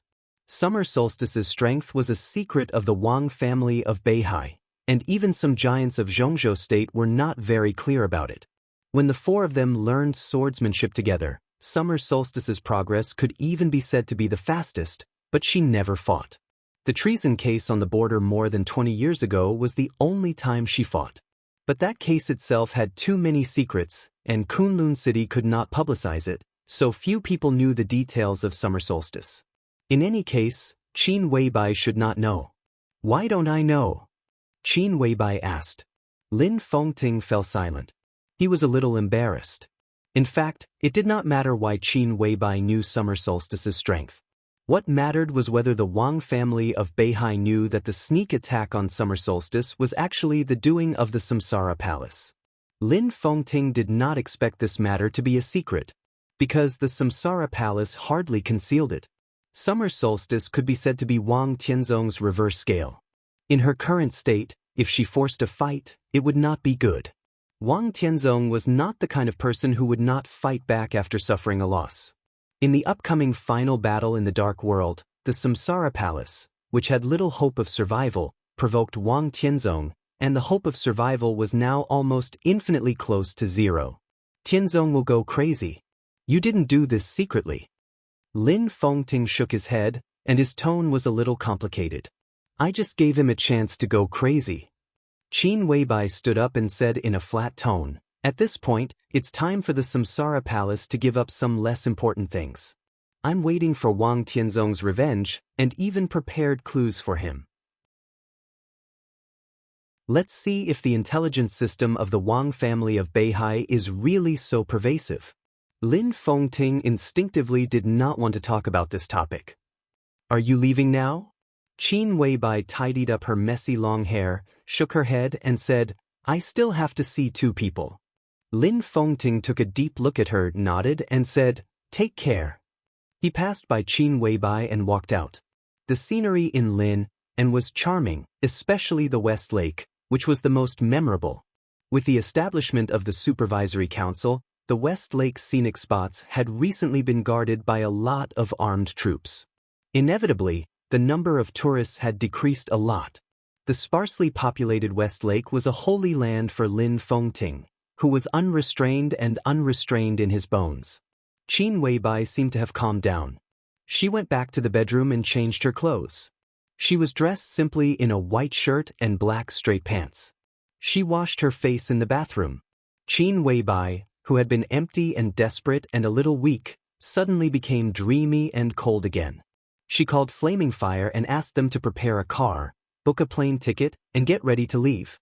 Saint was still recovering in the small villa at the end of the villa area. Qin Weibai did not intend to see him again. From the very beginning, it was a deal between her and Saint. For her, the meeting in the villa a few days ago should be the last meeting in her life. Saint seemed to be aware of this, so he took off his cloak that day. She went downstairs and walked out of the villa. Before leaving Zhongzhou State, she still had to see two people. It didn't matter in which order, as long as she saw them. The lawn in front of the villa was green and soft. Qin Weibai stood on the grass and turned around gently. With her back to the West Lake, she stared at the villa that brought her too much happiness and peace of mind. The location of the villa was excellent, but because of the age, it was actually a little old. However, it seemed to be contaminated with too much of Li Tianlan's aura, so every brick and tile was impeccable. Impeccable, the most perfect. There was a kind of faint but full of joy, anger, sorrow, and joy, full of lingering love, full of deep love and no regrets. This atmosphere was neither heaven nor hell. It was the human world in the vast secular world. But it was no longer the human world that belonged to her. Why should she miss it? Qin Weibai pressed her red lips tightly. She looked at the villa in front of her again and simply turned around. A flash of red appeared in her line of sight. That red dress was like a swaying flame under the sun. The red was passionate, the red was charming, and the red was dazzling. So gorgeous, but so cold. The red dress, with the hem of the dress fluttering in the wind, walked lightly to Qin Weibai. Chapter 343. Qin Weibai looked at Red Dress who walked up to her. The red dress was bright and eye-catching, making people ignore the breeze, the sun, the lake, and the green trees. The red dress fluttered and became the most vivid color in front of Qin Weibai. Qin Weibai instinctively adjusted her body, took a step back, and made a subtle but clear defensive posture. Her expression was serious. But her eyes, which had just woken up, became dazed again, and there was no focus in them. It seemed to be the same morning. It seemed to be the same sunshine. It seemed to be the same breeze. It seemed to be the same red dress. How familiar this scene was. It was like a sharp knife, piercing directly into her broken heart without any leeway, making her numb and hollow soul experience the deep pain again. The story seemed to have just begun. But Qin Weibai felt that she was standing in the end. She was a little panicked. So she took another step back and looked around in a panic. The villa area was quiet under the sun. The breeze was extremely gentle, and the treetops were swaying in the wind. The sun shone on the west lake, with charming waves. There was no sky close at hand, and it was impossible to see the whole city from above. There was no blood on the ground, and the grass was green and soft, peaceful. Qin Weibai took a few deep breaths and forced herself to calm down. I cried. I'm fine now, she said. Red Dress looked at Qin Weibai quietly. Her eyes were as clear as water, with a kind of innocence that had never been polluted by any filth. She was wearing a bright red tunic dress and a pair of pure white sneakers. Her fair and straight calves were exposed. Her hair fluttered in the breeze. She was pure and enchanting, like a piece of colorful crystal. She was crystal clear and beautiful, yet so gorgeous. Qin Weibai's eyes stayed on her shoes for a long time. Red Dress seemed to take a small step back in a hurry and whispered, I'm not used to wearing high-heeled shoes. That's good. Qin Weibai smiled. Tianlan just left to find your brother-in-law. Did you come to Lin by yourself? I came with my sister. Dongqing Rushi, dressed in red, said honestly. Lin was not far from Huading. Since Zhou Yuanshan was in charge of the Jiangxi provincial government, it was much more convenient for Dongqing Qiuqi and Zhou Yuanshan to get together. After Zhou Yuanshan got familiar with the environment in a few days, Dongqing Qiuqi naturally came to see her husband. It was just a 2 to 3 hour drive. Dongqing Rushi, who lived with her sister, naturally came to see her fiancé. I'm also your sister. Qin Weibai smiled softly and meaningfully. Her red and swollen eyes were still resplendent, but her expression was extremely gentle. It was a very kind gaze, filled with intimacy, appreciation, and a trace of imperceptible but real guilt. Dongqing Rushi blushed, blinked her eyes, and subconsciously glanced at her wrist. Both of them wore the same exquisite watches on their wrists. She had nothing to do with Qin Weibai. But from Li Tianlan's point of view, Li Tianlan was their man, and they were naturally sisters. Dongqing Rushi gently bit her lower lip, and her bright little face was a little gloomy. No matter how pure her temperament was, she was still a woman, sharing a man with another woman, and she had to call this woman sister. Dongqing Rushi couldn't describe the feeling in her heart, but she just felt a little wronged. Do you feel very wronged? Qin Weibai asked softly. No. Dongqing Rushi shook her head subconsciously, but she was not good at hiding her emotions.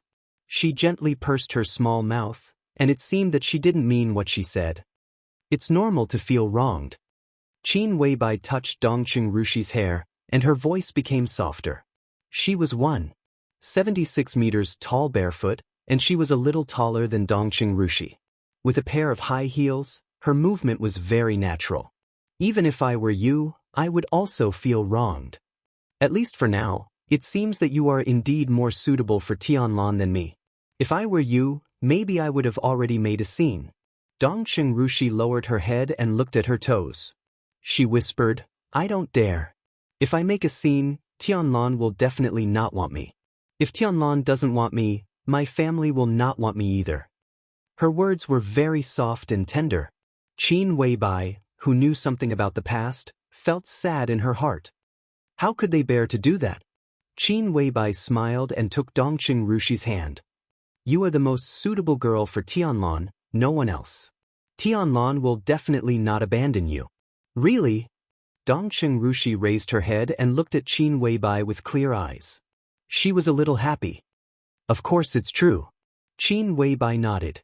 The kindness in her eyes was not hidden, but there was still a trace of pity and sadness. If she didn't exist, who? Dongqing Rushi asked subconsciously. She asked it very naturally, but when she said the single syllable, there was a stiffness that she didn't even notice. The breeze was still soft. Dongqing Rushi, whose hand was held by Qin Weibai, gradually changed. The clarity in her eyes gradually changed, and a strange look became stronger and stronger. Qin Weibai let go of Dongqing Rushi's hand in silence. The kindness in her eyes gradually disappeared, and she became cold. Of course it's another you. I don't think there's anything wrong with my existence. The clarity in Dongqing Rushi's eyes disappeared completely, and she became extremely cold and vigilant almost instantly. Qin Weibai looked indifferently at Dongqing Yueshan, who had quietly replaced Dongqing Rushi's personality. There was a trace of disgust in her eyes that she couldn't hide. It was disgust, not hatred. You should disappear, she said coldly. If you don't show up, the Dongqing clan will be much more at ease. Ridiculous. Dongqing Yueshan sneered.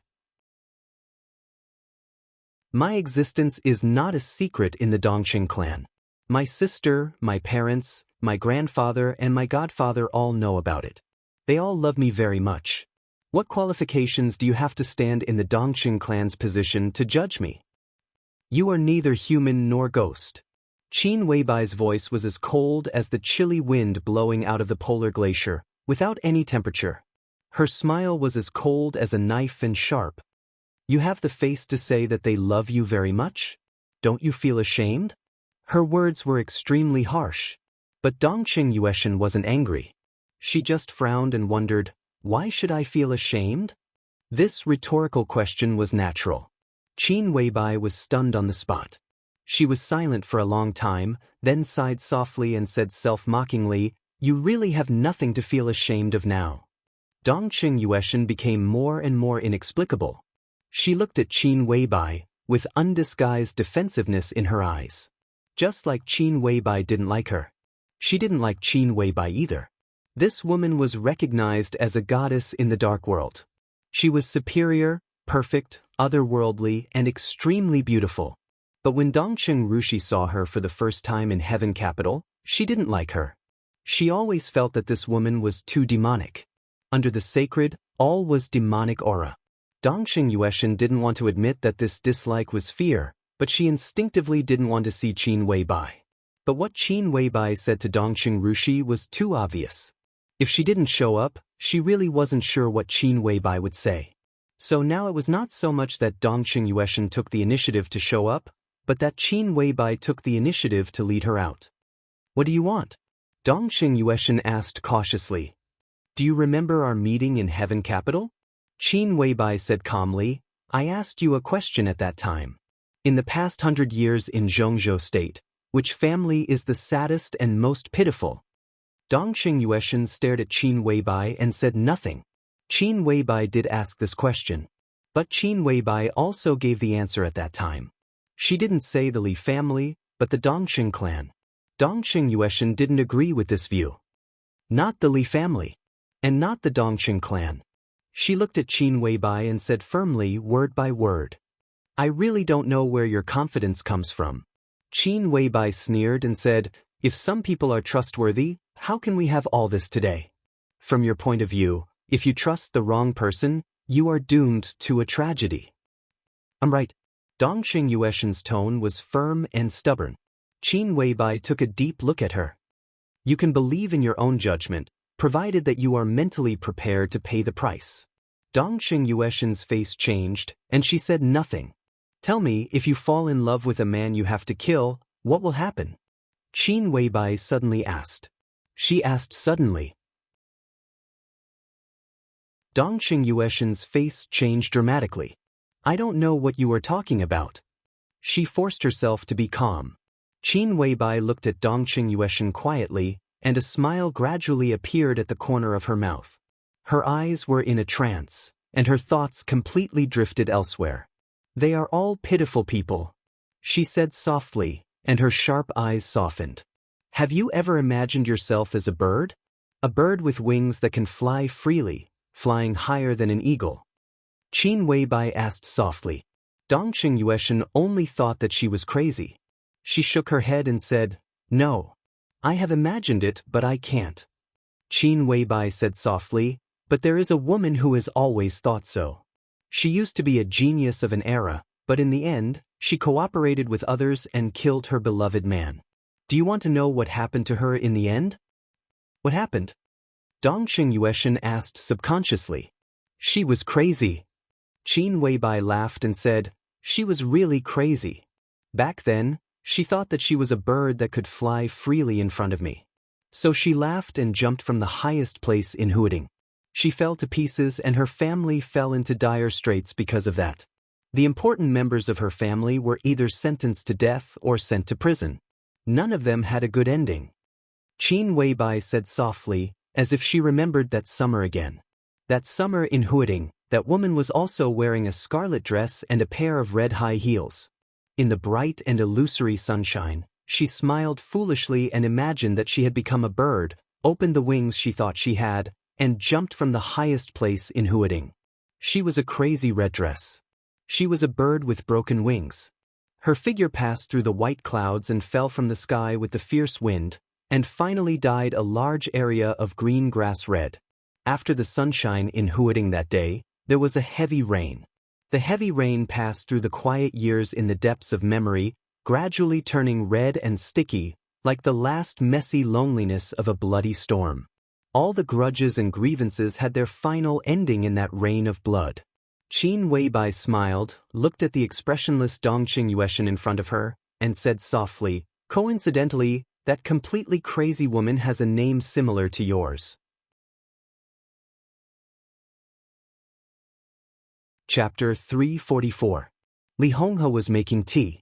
The two villas under Qin Weibai's name were next to each other.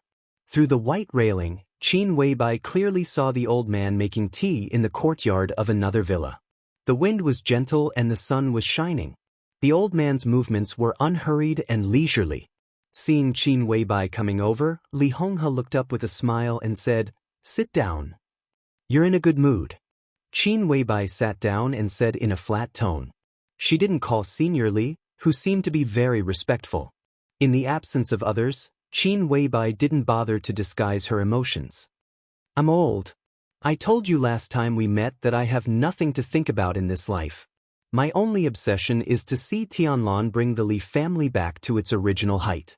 Li Honghe smiled and poured a cup of tea for Qin Weibai.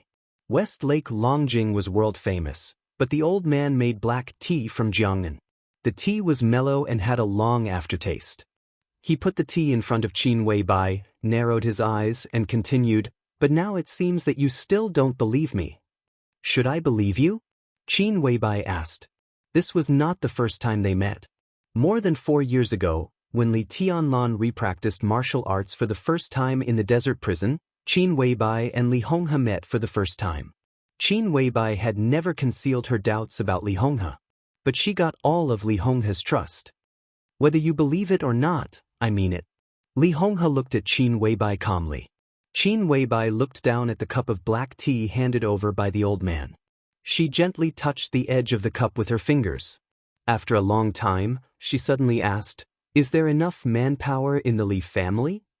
"The Overwatch Council has enough manpower." Li Honghe said calmly, "It's not a powerful agency in the southeast. It doesn't make sense to put too many people here." Qin Weibai looked up at Li Honghe as if she wanted to see through his heart. On the surface, the Southeast Supervisory Council was indeed meaningless. Most of the Southeast was the territory of the Wang family of Beihai. A few areas like Huading were also a mix of crooks and honest people. Those who dared to establish themselves there all had quite a strong background. The power and function of the special warfare system were originally very vague. The Supervisory Council had the function of supervision. But at present, unless an institution blatantly committed treason, the Supervisory Council had no business at all. But it was an organization that could be at the same level as the Special Warfare Department. Li Honghe's position was more meaningful to provide the Li family with a place to survive. The Li family, which had only a dozen people left, was all stuffed into the Overwatch Council. At least, it was equal to having a veritable official identity. It was also equal to Zhongzhou State's recognition of the Li family's status again after many years of treason. With this identity, no matter how much the Wang family of Beihai and Kunlun City hated the Li family, they could only hold it in. If they took the risk to take action, once clues were exposed and used by people with ulterior motives, it might form another case of treason, and the evidence would be more conclusive than the case of treason many years ago. Therefore, in a short time, in the absence of absolute certainty and entanglement of great interests, the Li family would be extremely safe in Lin and with the brand of the Overwatch Council. But it was only limited to safety. It was also very difficult to expand.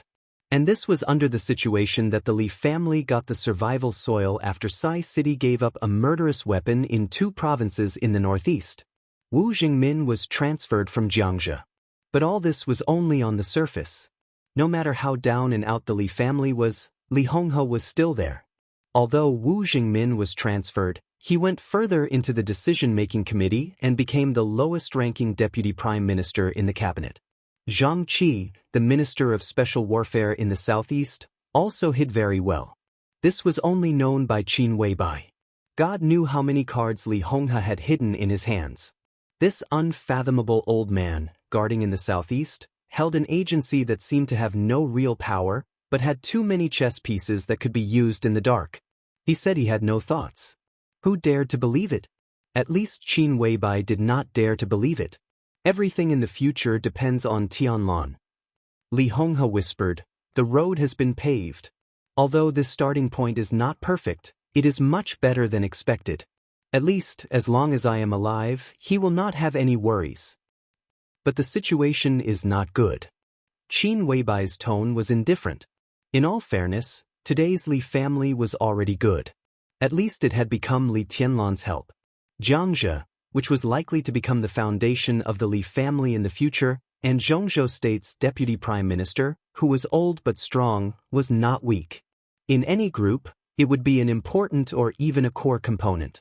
But the key was that the Li family was not in any group, and the Li family's opponent was not an individual, but a group. It was a behemoth like the Southeast Group and the Special Warfare Group. In comparison, the help around Li Tianlan suddenly seemed extremely loose. One was the declining Li family, and the other was Sai City, which had just risen for a few decades but lost its murderous weapon. As for the giant group, Li Tianlan didn't get the support of the giant group so much as the support of the 3 pillars of rich and powerful families: Dongqing City, the Bai family, and the Zhou family. The combined forces were indeed powerful, but it was still a different concept from the support of the giant group. "It's really not good." Li Honghe nodded. "So if you have extra men, you don't have to monitor me. It's better to put them in more useful places." Qin Weibai's slender and delicate fingers gently tapped on the edge of the cup. The sound of fingernails gently touching the teacup was extremely empty, calm, but unusually distant. Qin Weibai's voice sounded in the tapping. "How much can you grasp about the purgatory of heaven capital?" The Li family had been away from the dark world for many years. But this problem could still become the most sensitive one in the dark world. Li Honghe, grasping the purgatory of heaven capital. Li Honghe did not seem surprised by this question. He was silent for a while, and then said indifferently, "Which aspect do you mean?" There were only 2 main reasons why the purgatory of heaven capital could become the top superpower in the dark world in just 3 years, and its momentum surpassed that of the Samsara Palace. First, it was a decisive expert who could almost override the entire dark world. It was deity who had fought with Wang Tianzong more than once without suffering much loss. Second, it was the pillar experts and elite troops of the purgatory of heaven capital. Sun Luo, life-prolonging, immortality. When the 3 palaces of the purgatory of heaven capital were famous in the dark world, people found that the experts of the purgatory of heaven capital were far more than Daybreak, Dawn, and Phoenix. There were also a large number of silent experts and real battle-hardened elites. Top experts, steady pillars, and battle-hardened elites formed the most stable structure of the purgatory of heaven capital. They had no shortcomings because they were backed by East Island, so they could become a real superpower in the shortest time. "All aspects," Qin Weibai said indifferently. This time, Li Honghe was silent for a longer time, and then he said slowly, "I don't know." Qin Weibai could hear that it was the truth. But because it was the truth, she felt a little sharp and angry. "You don't know?" She raised her eyebrows. "Don't worry." Li Honghe smiled. Everyone has witnessed Tianlan's performance over the years. The Li family all approves of him.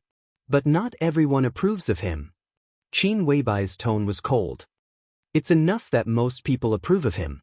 Li Honghe's tone was indifferent. As long as he's strong enough, he can get everything. I've prepared everything that needs to be prepared. You've prepared what I'm not prepared for. He looked at Qin Weibai with undisguised appreciation in his eyes. I didn't expect that the silence of the master of Samsara Palace would have such a big impact in the final battle of Heaven Capital 3 years ago. After the border war, Tianan appeared, and the purgatory of Heaven Capital entered Tianan. Is it your doing? Is this our tacit understanding? I'm just doing what I should do. Qin Weibai's voice was indifferent. Tianlan will become stronger, the strongest. I've never doubted that. But he needs time to grow. Li Honghe said in a low voice. His tone was very heavy, because everyone knew what Li Tianlan would be like when he grew up. He knew. The Wang family of Beihai and Kunlun City would also know. The Li family just wanted a soil for survival, and it directly shook the situation in the northeast and southeast of Zhongzhou State. Even with the support of the giant group, it still paid a high price. This was just a soil for survival. So what kind of price did the Li family have to pay to make Li Tianlan grow up? I'll give him time. Qin Weibai said softly, but after he gets time, what else will he get?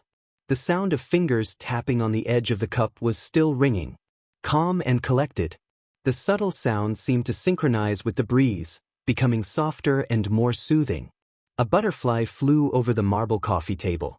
The butterfly's wings fluttered and finally landed beside the teapot. He can get everything as long as he has time. Li Honghe took a deep breath and said in a low voice. Everything. Qin Weibai laughed. I can't believe you. She said, and even if he gets it, there are two kinds. One is temporary possession, and the other is real possession. Tianlan can get everything, but your existence may take everything away. I have a hunch that you may live longer than everyone thinks. Wang Tianzong slashed you with his sword and made you fall into the invincible realm. It may be for a reason. Seniorly, you just said that most people in the Li family will recognize Tianlan. Her voice paused. The butterfly in front of the table flew up, but it danced in the sight of the two. Qin Weibai's voice was ethereal, vaguely seeming to synchronize with heaven and earth. It sounded with the vibration of the butterfly's wings, occupying all of people's consciousness. So, do you recognize Tianlan? The butterfly danced softly. The wind seemed to be getting stronger. The sky was rising, and the temperature was rising. The sunlight gradually faded, and the air became dark. The coffee table in front of the two remained unchanged, but the grass around them began to wriggle wildly. The grass was rising wildly and completely out of control. Wildflowers appeared in the grass and bloomed rapidly.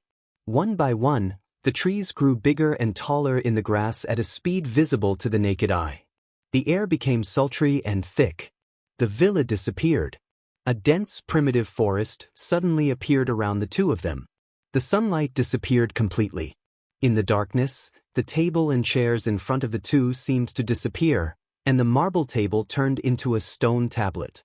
Two bright red characters were carved on the stone tablet. Zhongzhou State. The butterfly was dancing. The wind was getting stronger. The thick and sultry air was flowing in the wind. The sultry air gradually became cool, and then it turned into bitter cold. It began to snow high up in the sky. The snow covered the treetops and fell to the ground. Of course, I recognized Tianlan. Li Honghe's voice became a little slow, but it was still clear. Really? Qin Weibai's voice was like the sound of nature, filling every corner of the forest, grand and clear, like the voice of a fairy. Li Honghe's voice became more and more slow. He didn't seem to think there was anything wrong with the forest that shouldn't have appeared. It was still snowing in the sky. The snow was getting heavier and heavier, and the snow kept rising, burying the boundary monument of Zhongzhou State for a moment. Countless trees gathered together, rising and rising again.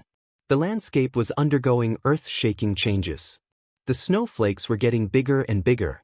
Qin Weibai also didn't think there was anything wrong with the snow that shouldn't have appeared. Her voice still rang through the whole world unhurriedly. If Li Guangde didn't die between him and Tianlan, what would you choose? Li Honghe's voice sounded a little dull, but it was extremely true and frank. I don't know. What about you? He suddenly countered with a question. The snowflakes all over the sky fell down like crazy. Countless trees were still rising, still gathering. The forest had disappeared. So the rising and gathering trees turned into mountains. The mountain was covered with snow, covering the entire mountain and plains. Of course I choose Tianlan. Qin Weibai's voice was gentle and sentimental, almost like a whisper. Really? Li Honghe's dull voice gradually became smooth. Why are you so good to him? He looked at Qin Weibai. Who the hell are you? I am, boom. Qin Weibai seemed to have said the answer, but Li Honghe couldn't hear it clearly. The whole world completely collapsed in an instant. The falling snow, the collapsed snow-capped mountains, and the messy sky completely disappeared in an instant. Li Honghe gave a muffled groan. The world returned to its original state. There was still a tea table in front of them.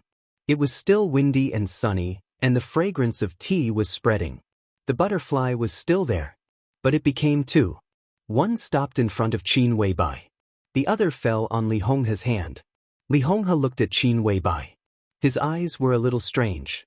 The expression on Qin Weibai's perfect face changed, and she stared at the butterfly in Li Honghe's hand. You want to hypnotize me? Qin Weibai's voice was extremely cold. You want to hypnotize me? Li Honghe said softly. Qin Weibai was silent. In the spiritual field, both of them were masters. She understood what was going on in an instant. At the beginning, the primeval forest and the boundary marker of Zhongzhou state were all normal. Because that was the world deep in Li Honghe's heart. It was the border. But there shouldn't be snow at the border. The moment the snow appeared was the beginning of Li Honghe's counterattack. The vast snow and the snow-capped mountains were Qin Weibai's inner world. The only world. Qin Weibai recognized Li Honghe's inner world. That was the real border of Zhongzhou state. Li Honghe also recognized Qin Weibai's inner world. That was the real Kunlun of Zhongzhou state. The snow and the mountain could almost be regarded as the hub of the special warfare system of Zhongzhou state. That was the Qingyun snow peak of Kunlun. Under the Qingyun snow peak. It was Kunlun city of Zhongzhou state. The two worlds changed so naturally that Qin Weibai, who wanted to hypnotize Li Honghe, didn't notice it. Instead of getting the truth she wanted, she almost fell into Li Honghe's trap. The confrontation in the spiritual field was even more thrilling than the fight between martial arts, because it was almost an interrogation of the soul. Li Honghe fell from the invincible realm, and his willpower was unstable. Qin Weibai was also in a trance in the face of the parting that would never be together again. Qin Weibai took a deep breath and calmed down again. She might have said something just now, but she believed that Li Honghe couldn't hear it. I didn't expect you to have such a strong sense of self-protection. Li Honghe smiled and said, similarly, I didn't expect you to know this method of hypnosis. He looked at Qin Weibai and said, the field of hypnosis is broad and profound. Different techniques have different effects. This technique is improved by me, and it can even be said to be my own creation. Li Honghe touched the butterfly on his hand and said, I can be sure that there is only one person who knows this technique except me, but that person is not you. His smile was a little complicated and confused. So can you tell me who taught you this technique? Qin Weibai glanced at Li Honghe coldly and said nothing. Hey, sister, Grandpa Li, are you drinking tea here? It's windy. A voice suddenly sounded. Lin Yuxian appeared in front of the two with a bright smile. What are you talking about? Nothing. Li Honghe smiled and said, watching the butterfly. He raised his hand. The butterfly flew up and flew past Lin Yuxian's eyes. What butterfly? Where is it? Lin Yuxian looked confused. Let's go. Qin Weibai suddenly stood up. She took a deep look at Li Honghe and said calmly, I don't know if I should believe you or not. My distrust of you all comes from that cemetery. I know what you have done. Lin Yuxian was there, so what she said was not completely clear. Li Honghe condensed the death energy formed by nearly 1,000 dead people of the Li family into a huge destiny, which almost doomed Li Tianlan's destiny of death. How could Qin Weibai believe Li Honghe? A light flashed in Li Honghe's eyes, and he smiled bitterly. I understand, but I have no choice. If I had a choice, I wouldn't do that. He sighed softly, looked at Qin Weibai, and said softly but sincerely, I also know what you and Wu Wei have done. Thank you. I'm leaving. Qin Weibai shook her head. Li Honghe stood up behind her and bowed deeply to the young woman who was nominally his granddaughter-in-law. Thank you. Lin Yuxian was startled. Qin Weibai did not look back. Li Honghe looked at her back with a calm expression. He knew what Qin Weibai had done, so he naturally knew what kind of consequences she had to bear. This woman, who had only a vast expanse of snow in her heart, was going to face the tribulation for Li Tianlan. Li Tianlan thought that it was just a farewell. But Li Honghe knew it clearly. There would be no future for her to leave this time. No matter what happened in the future, her perfect figure would no longer be seen in the final sky of Li Tianlan and the Li family. Qin Weibai gently turned around and walked out of the villa. The brilliance of the whole early summer seemed to wither like winter as she turned around.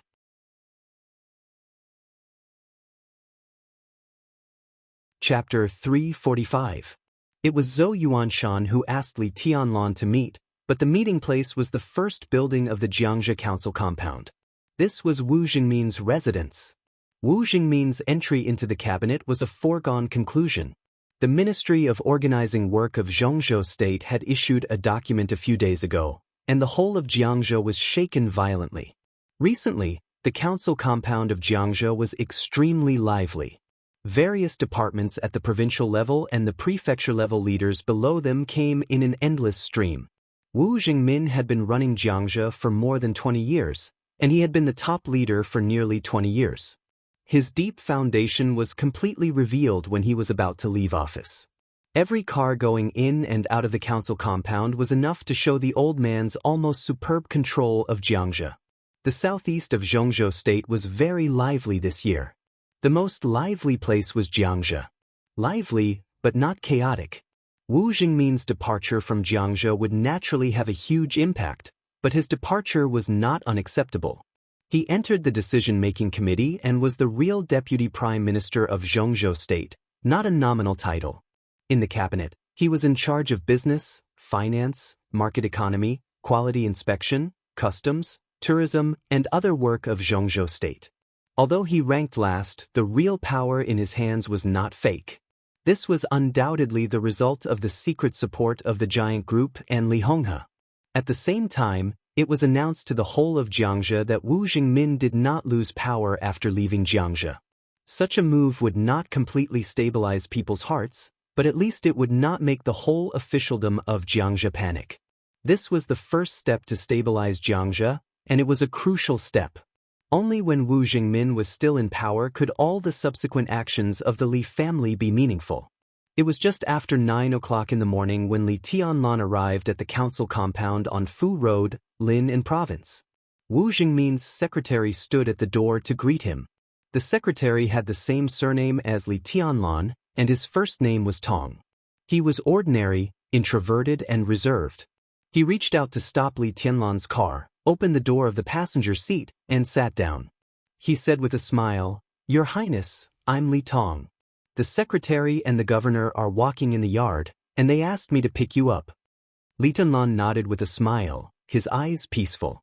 As the secretary of the top leader of Jiangzhou, Li Tong's information was naturally among them. However, compared with the 13 directors of Jiangzhou, Li Tong's information was a lot more vague. The Wang family of Beihai and Kunlun City joined hands to attack Li Honghe. After that, a series of rapid and hasty changes occurred. No one else was prepared, not even the Li family itself. It was completely unrealistic for Li Tianlan to integrate into the high-level circle of Jiangzhou in just a few days. Today, he bit the bullet and came here, which seemed to be pushing a duck to the perch. Under the circumstances that he had not even met Wu Jingmin, It was naturally difficult for him to understand what kind of person Li Tong was. The black Audi slowly drove to the gate of the counselor's compound. At the same time, an Audi with a Yong City license plate slowly drove out. The two cars brushed past each other. Li Tianlan glanced at it. It was the number 1 bus from Yong City. It's Secretary Ji's car. Li Tong reminded softly. He looked out the window at the departing Audi with undisguised envy in his eyes. Secretary Ji Ankong of Yong City. Li Tianlan said with a smile. In the information he studied, the Deputy Secretary of Jiangzhe, Ji Ankong of Yong City, could be said to be the most important, so he could understand the envy in Li Tong's eyes. Because Ji Ankong could be regarded as Li Tong's predecessor and the first secretary of Wu Jingmin, he could be said to be the most trusted confidant. Wu Jingmin strongly recommended Ji Ankong to the high-level leaders to be the top leader of Yong City. At the same time, in order to check and balance Wang Jingxin of Lin, he pushed him to the position of deputy secretary. In today's Jiangzhe, Ji Ankong seemed to be a vassal, but in fact he was the real third leader of the whole Jiangzhe. The information given by Qin Weibai and Li Honghe clearly pointed out that when Wu Jingmin left Jiangzhe, as long as Ji Ankong was kept, Zhou Yuanshan was almost invincible in the competition with Wang Jingxin. Li Tianlan drove thoughtfully. The car passed by the first building of the director's compound and came to the chessboard mountain in the director's compound. The trees on the chessboard mountain were green, but they did not give people a sense of lush vitality. Instead, they looked a little desolate in the green. There was a chessboard temple on the chessboard. Li Tianlan drove west along the mountain road and finally saw 2 men standing side by side in front of an old mountain wall. Wu Jingmin, whose hair was a little gray and had not had time to dye it black, was saying something. Zhou Yuanshan, the new governor who came to Jiangzhe from Zhongyuan, stood in front of Wu Jingmin, high-spirited and in high spirits. The mountain wall behind them was engraved with a whole volume of Amitabha Sutra, and the handwriting was ancient and clear. Li Tianlan looked at this picture quietly. Even though he was a very slow guy in all aspects, when he looked at the 2 men in his sight at this time, he could clearly feel the extremely heavy and solemn atmosphere full of power. He took a deep breath, opened the door, got out of the car and walked over. Zhou Yuanshan saw Li Tianlan and waved his hand with a smile. This was the second time they met. But different from the approachable brother-in-law in the director's compound of Huading for the first time, Zhou Yuanshan now was steady and strong, and his every move was dignified. The only thing that remained unchanged was that his eyes were still kind when looking at Li Tianlan. He shook hands with Li Tianlan, and then introduced with a chuckle, "Tunan, this is Secretary Wu." Li Tianlan did not reach out to Wu Jingmin. He came to him, bent down very seriously, and bowed to call him Grandpa Wu. Wu Jingmin was an old friend of Li Honghe. In any case, he deserved to be called Grandpa Wu. This was the talent that Li Honghe valued the most in those days, and his performance did not let anyone down. In the more than 20 years after the collapse of the Li family, facing the covetous eyes of the Wang family of Beihai and the open and covert attacks of other groups, he always stayed in Jiangzhe and guarded the last and most important foundation for the Li family. Not only did he stand firm, but he was even able to promote his first secretary to the position of the third leader. Every storm in Jiangzhe over the past 20 years could fully show Wu Jingmin's unfathomable political wisdom. If the Li family was still in its peak state, with Wu Jingmin's ability, how could he stay in Jiangzhe? It was even possible for him to become the cabinet. Wisdom means courage and loyalty. Wu Jingmin could hardly find any flaws. This was a real strong man. He waited for the current situation with more than 20 years of silence and persistence, and finally won everyone's respect. Such silence was even more powerful than the desperate roars of too many people. "Why are you so polite?" Wu Jingmin smiled and helped Li Tianlan. His eyes were a little emotional. Looking at Li Tianlan's young face, he whispered, "Today's situation is not easy, and it will depend on you in the future." "Don't worry, Grandpa Wu." Li Tianlan's voice was very light, but there was no guilt in it, only firmness. In this situation, Jiangzhe can only be temporarily handed over to Yuanshan. Wu Jingmin sighed and said, "Today I called you here for no other reason. I just want to express an attitude to the outside world. Even if I leave Jiangzhe, the Li family has a successor, and there is a good enough team for the giant group to build their next generation with you as the core. Only in this way can these people in Jiangzhe continue to maintain confidence and hope. If you have nothing to do in the afternoon, you and Yuan Shan can accompany me for a walk. I guess I have to see a lot of people. Li Tianlan nodded as calm as water. Kong has just been here. He has made it clear that he will support Yuan Shan's work. If I leave Jiangzhe, as long as Kong is still there won't be a big problem within 3 years. Time is very tight. The next 3 years are very important for you, for me, for Yuan Shan, and for the entire Li family. And all of this depends on your performance in the next 3 years. Wu Jingmin looked at Li Tianlan with gentle eyes. Are you confident? Li Tianlan nodded in silence. He understood what Wu Jingmin meant. 3 years later, there would be a major change of government in Zhengzhou state once in a decade. At that time, if there was no accident, Wu Jingmin would definitely retire. After all, he was too old. Once Wu Jingmin retired, the situation in Jiangzhou would be unpredictable. At that time, whether Governor Zhou Yuanshan of Jiangzhou could take the position or not would be the key. If Zhou Yuanshan could not stay in Jiangzhou, the Li family was bound to be in turmoil again. Even if Zhou Yuanshan could get a position not inferior to that in Jiangzhou, the Wang family of Beihai that regained control of Jiangzhou would not let the Li family have a good life. If Zhou Yuanshan was forced to leave, it would even affect the layout of the giant group. This was a real move in one hair and the whole body would be affected. It was difficult for the Li family to make any real big moves in Jiangzhou within 3 years. Therefore, everything was on Li Tianlan. 3 years later, it was the time to really test the Li family's survival. What Li Tianlan could do could even directly determine the final result of the Li family. And what he had to do was not only to ensure that his martial arts advanced by leaps and bounds, but also to make his power expand rapidly. At least, he had to ensure that Zhou Yuanshan could take the position in Jiangzhou. This was the bottom line and the biggest goal. Don't worry, Grandpa Wu. Li Tianlan took a deep breath. His tone was not excited. Next, everything depends on me. Wu Jingmin nodded and said meaningfully, when a pawn crosses the river, there is no way back. It can only move forward. Everyone is a pawn. Zhou Yuanshan whispered. The general trend was like a chessboard. Every time there was a turbulence on the chessboard, there were dense black and white interlacing, just like Go. But when it came to the Li family, the general trend of the Li family was also a chessboard. But because they had too few pawns, each pawn must have a more distinct role. It was like chess. Wu Jingmin crossed the river from Jiangzhou to Yuzhou. Zhou Yuanshan crossed the river from Zhongyuan to Jiangzhou. Li Tianlan also crossed the river from Jiangzhou. They were all pawns crossing the river. There was no retreat. On the chessboard mountain, in front of the chessboard temple, the 3 of them stood quietly, like 3 pawns on the chessboard who crossed the river first.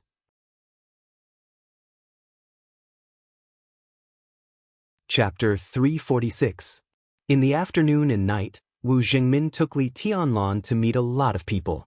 Jiangzhou was very big, but in the past many years, the power structure was extremely simple, especially in the years when the Li family was destroyed.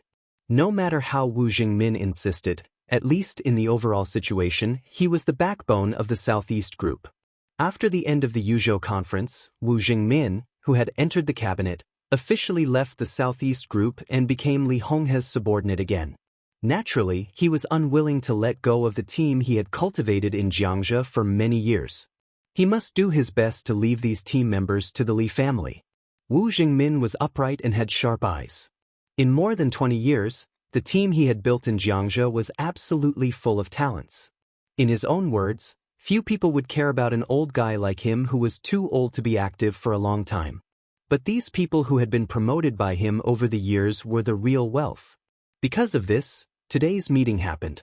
Wu Jingmin, who was deeply rooted in Jiangzhou, Zhou Yuanshan, who was the first among the young generation of the giant group to reach a high position, and Li Tianlan, the heir of the Li family. The 3 of them stood together. The relationship between them was subtle and meaningful. The powerful figures of Jiangzhe who saw the three of them also had mixed feelings. Most of the day had passed.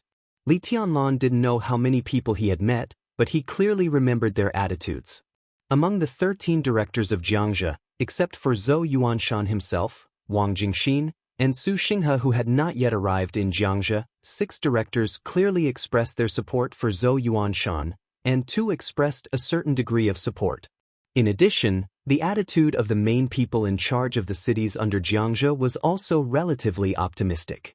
It might take time to test the specific situation, but at least for now, no one clearly opposed Zhou Yuanshan taking over the team left by Wu Jingmin.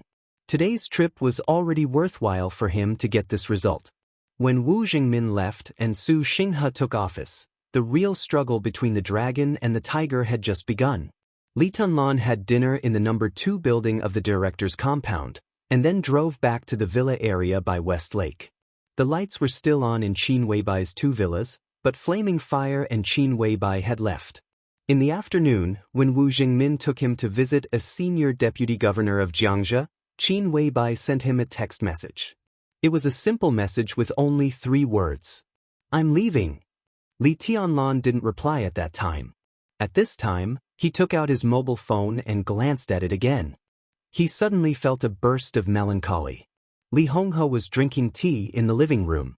Lin Fengting, who had been elusive in recent days, sat in front of Li Honghe and talked about some interesting things inside the Lin clan with a smile. Li Tianlan's heart was empty, with some disappointment that he himself was not aware of. "You're back."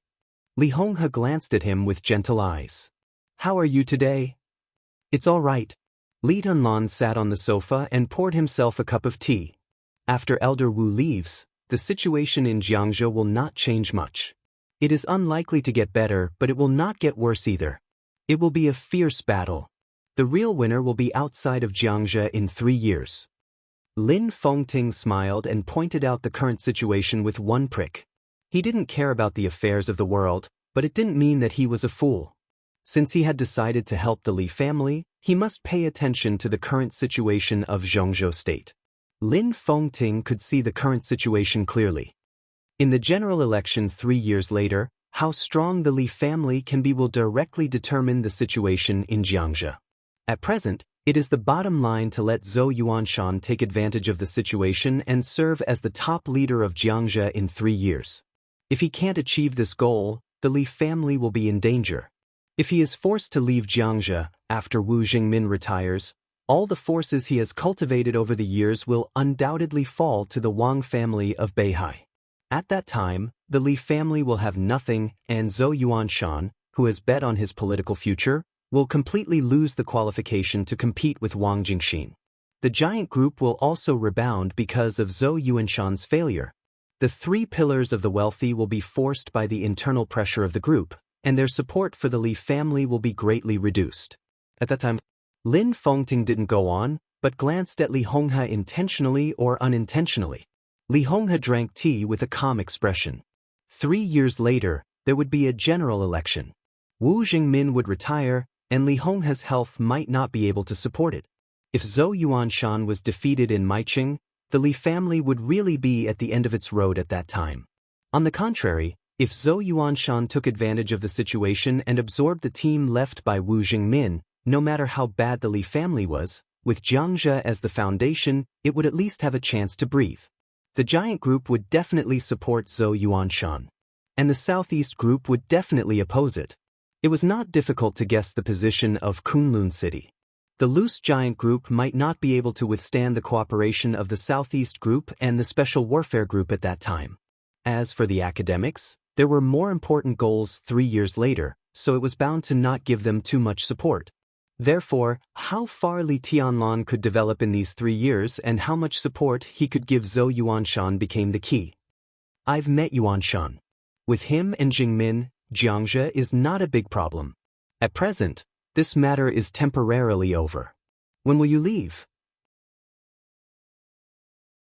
Li Honghe looked at Li Tianlan and asked. Now, Li Tianlan said, the storm in Lin and had settled down, and there would not be too many ups and downs in 2 or 3 years. It was meaningless for him to stay here. Okay, Li Honghe nodded, glanced at the door of the villa out of the corner of his eye, and showed a smile. A light figure walked into the hall, wearing a red dress. She looked as charming as fire, but her temperament was as clear as water. She blinked at Li Tianlan and said in a clear voice, "You're back." Dongqing Rushi. Li Tianlan was a little stunned and nodded subconsciously. "Why are you here?" "I came with my sister," Dongqing Rushi said softly. Dongqing Rushi said softly. She sat down beside Li Tianlan obediently and reached out to hold one of his hands. Li Honghe looked at this scene with warm eyes and a hearty smile. "Feng Ting, don't you think these two children are a good match? When the final maneuver is over, I'll go to Zhongyuan in person to set their wedding date as soon as possible." Li Tianlan frowned. Li Honghe didn't seem to notice this. He looked at Dongqing Rushi with a smile and said, "Girl, what do you think of your engagement with Tianlan?" Dongqing Rushi shook her head and glanced at Li Tianlan. "I'll listen to Tianlan." Li Honghe laughed and didn't hide his joy. "There's no hurry about the wedding date. Let's talk about it in a few years," Li Tianlan said in a calm tone. "No matter how busy you are, can you be so busy that you don't even have time to get married?" There was a sharp flash in Li Honghe's eyes, and he was a little unhappy. "Let's wait and see."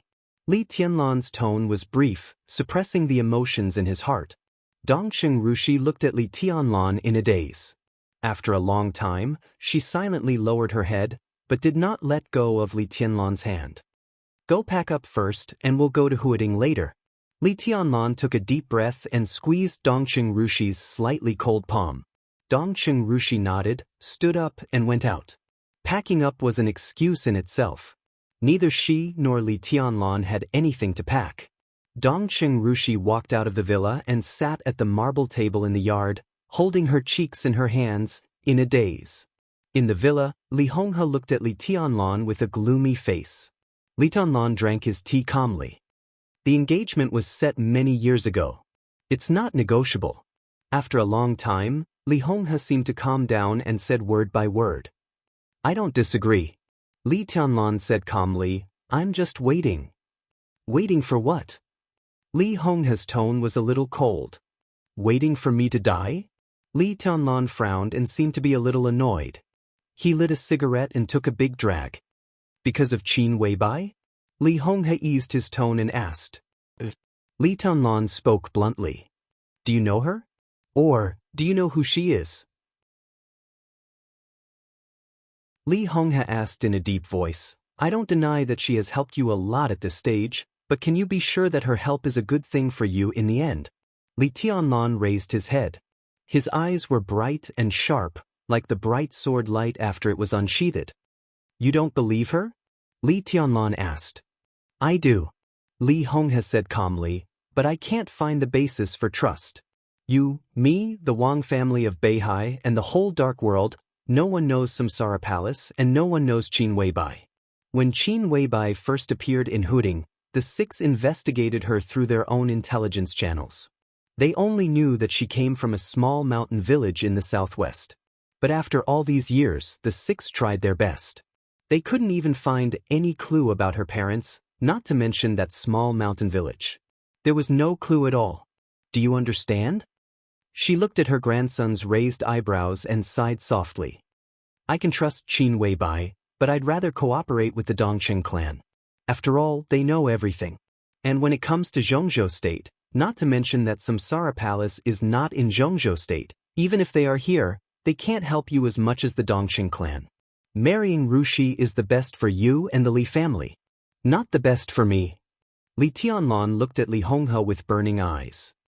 "I really don't know her past, but I believe in her feelings for me. For me, this is the basis of all trust." "Feelings?" Li Honghe sneered. "Do you know where these feelings come from?" Li Tianlan had been stunned and couldn't say a word. "What's Qin Weibai's identity?" "What's your identity? Now you do have feelings, but where did they come from? Is this kind of inexplicable feelings the basis of trust? Why is she so good to you? Do you understand?" Li Honghe asked. He took a deep look at his grandson, whose face was changing, and said calmly, "Behind the inexplicable deep feelings, there must be a debt. This kind of debt may be in the past, or it may be in the future. She may know that she is destined to owe you something in the future, so she makes it up to you now. I believe in such feelings. But I don't. As he spoke, the muscles at the corner of his mouth twitched, and a touch of pain and anger flashed in his eyes. Lin Fengting's mouth also twitched. I'm going to Huading. Li Tianlan stood up and walked out of the living room without looking back. Obviously, he didn't intend to say anything more on this issue. Li Honghe stood up abruptly, as if he wanted Li Tianlan to stop. Lin Fengting waved his hand with a bitter smile, interrupted Li Honghe's anger, and let Li Tianlan leave. Senior Li, I know what you are worried about. Lin Fengting said helplessly, but what you are worried about is unlikely. Qin Weibai does owe Tianlan, but now she is making up for it, not harming him. Not now. Li Honghe sat down. But in the final battle of Snow Country, if she doesn't die for Tianlan, what will happen in the future? Lin Fengting's eyes were complicated. He really knew what Li Honghe was worried about. But he also knew Qin Weibai. He really knew her. When in Australia, he agreed to lend the sword to Qin Weibai on the condition that he met the master of Samsara Palace. What everyone didn't know was that he did meet the master of Samsara Palace in Lin, and a few days ago. After meeting the master of Samsara Palace, he knew the origin of Samsara Palace, Qin Weibai, her debt, and the cause and effect that Lin Su said that day. Senior Li, after the final battle of Snow Country, Samsara Palace is destined to be destroyed. Lin Fengting said softly. But Samsara Palace and Qin Weibai are two different things. I can't see through her fate. Li Honghe said in a deep voice, she has the appearance of chaos. If she doesn't die in the future.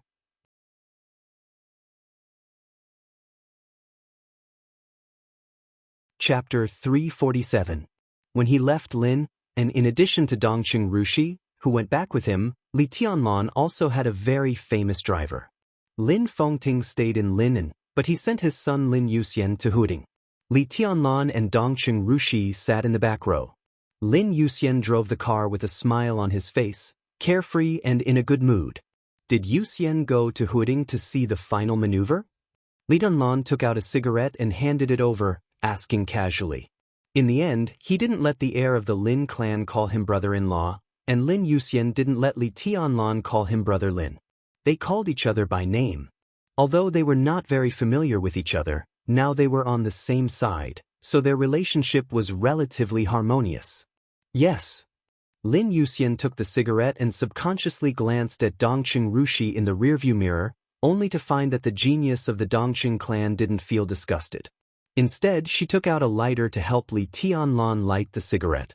He smiled and said, the final maneuver of the two academies of Zhongzhou State is quite important every time, and this one is even more so. With you, Xingxiao, Gu Hanshan, and Zhang Shangyu, this maneuver can be said to be the most valuable one. If I don't watch such a big show, I will regret it for the rest of my life. Not only me, but the people of the superpowers in the dark world will certainly collect relevant information even if they don't come. Now the Sky Academy is the focus of attention. Li Tianlan suddenly remembered the chat with Qin Weibai a few days ago. It was a chat about the Chosen One. Qin Weibai said that in this era, if someone could face Lin Fengting, deity, and the master of Samsara Palace with murderous weapons and not hurt his foundation, he would be the chosen one of this era. But this era was about to pass. Next was the era of young people. Wang Xingxiao, Gu Hanshan, and Jiang Shangyu would all be the top combat forces of Zhongzhou State in the future. If his foundation was not hurt in the face of their siege, would he really deserve the title of the chosen one of Zhongzhou State? Li Tianlan didn't consider whether he could do it or not. He was already considering what risks and benefits it would bring to him. In the final maneuver, if he really defeated everyone in this way, then no one would doubt his potential and future. But the Wang family of Beihai and Kunlun cities' desire to kill him would be so strong that it couldn't be any stronger. Li Tianlan was very clear about this. He was thinking about how many people would protect him at all costs. As long as he survived, the enormous prestige he had obtained after becoming the #1 expert of the younger generation would become tangible benefits. His future development in the Southern Heaven region would also be smooth. The final maneuver, Li Tianlan murmured to himself. After the Yuzhou conference, the final maneuver would undoubtedly become a watershed for the Li family. In the long run, it was even more crucial than the Yuzhou conference. The Yuzhou conference demonstrated the Li family's past foundation, while the final maneuver meant the Li family's future potential. The time interval between the two events was so short. Li Honghe and Li Tianlan seemed to really connect the past and the future. Tianlan, are you really going to Tiannan to develop after the final maneuver? Lin Yuxian casually turned off the music in the car and asked with a smile. Li Tianlan came to his senses and nodded. There is a chance there. I don't want to miss it. Do you mind if I go to Tiannan with you to have a look? Lin Yuxian chuckled and took a deep drag on his cigarette. He was leisurely and carefree, and his hands were about to leave the steering wheel. Li Tianlan froze for a moment. Then, he was shocked and sat up straight subconsciously. Are you going to Tiannan too? He asked. Are you looking down on me? Lin Yuxian said with a smile, I'm not afraid of any of the few young heavenly sons in Zhongzhou state at present. Well, I shouldn't be a match for Xingxiao. What I lack is not sword intent, but realm. I may suffer a little in physical strength, but the difference won't be too big. If I go to Tiannan, I won't be a burden and can still help. I believe you. Li Tianlan looked at Lin Yuxian strangely. Lin Yuxian's current realm was only half a step away from the peak of the thunder-shocking realm. There was no doubt about his talent and inheritance. But he couldn't figure out why Lin Yuxian went to Tiannan. Does Uncle Lin know that you're going to Tiannan? Li Tianlan asked straightforwardly. Lin Yuxian nodded. He doesn't support or oppose it. Everything depends on my choice. The Lin clan never enters the secular world. Li Tianlan said slowly. Lin Yuxian disapproved of this rule. It's true that we don't enter the secular world. But it's only the people of the Lin clan's headquarters who don't enter the secular world. To be honest, if you hadn't appeared, I might have been in Zhongzhou state now. Zhuanyuantai in Zhongzhou state belongs to the Li family and the Lin clan. If the Li family can't bear the foundation of our ancestors, the Lin clan won't let it go. The original plan was for me to come to Zhongzhou state to set up a branch of the Lin clan. Now that you've appeared, I'm much more relaxed. I've always wanted to say thank you. Now I should go to Tiannan to help you with a little. And maybe I'll find the dark world wonderful in the future and directly set up a branch of the Lin clan in your territory. The future of our age is too changeable. Who can tell? Can I choose this? Li Tianlan found it incredible. Lin Yuxian was the heir of this generation of the Lin clan, and he was the only heir. If he left the headquarters, who would inherit the Lin clan in the future? I couldn't choose before. But now I can choose. Lin Yuxian paused and said calmly, in the next 20 years of the Lin clan, my father has found a helmsman who is better than me, him, and everyone else. I won't hide it from you.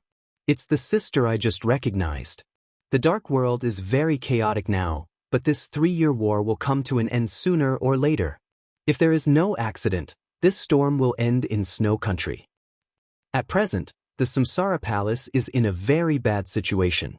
In the past 3 years, it can be said that the Samsara Palace has single-handedly provoked the scuffle in the dark world. Now all the superpowers have almost reacted, but they can't get off. They can only bite the bullet and fight on. But at the last moment, the Samsara Palace, which has attracted too much hatred, will not have a good end. Its destruction is expected. If the Samsara Palace disappears, my father plans to let my sister take care of the Lin clan for the next 20 years. He looked at Li Tianlan and said meaningfully, not the headquarters of the Lin clan. It's the whole Lin clan. Li Tianlan looked stunned. The whole Lin clan. Even with his current knowledge, he didn't know what it meant. The headquarters of the Lin clan, plus the branches scattered around the world, might be a behemoth that could compete with the Wang family of Beihai. At the very least, it was not much weaker than the general superpowers. In terms of foundation, it was much stronger than the current Samsara Palace. Lin Fengting let Qin Weibai take care of the Lin clan for the next 20 years?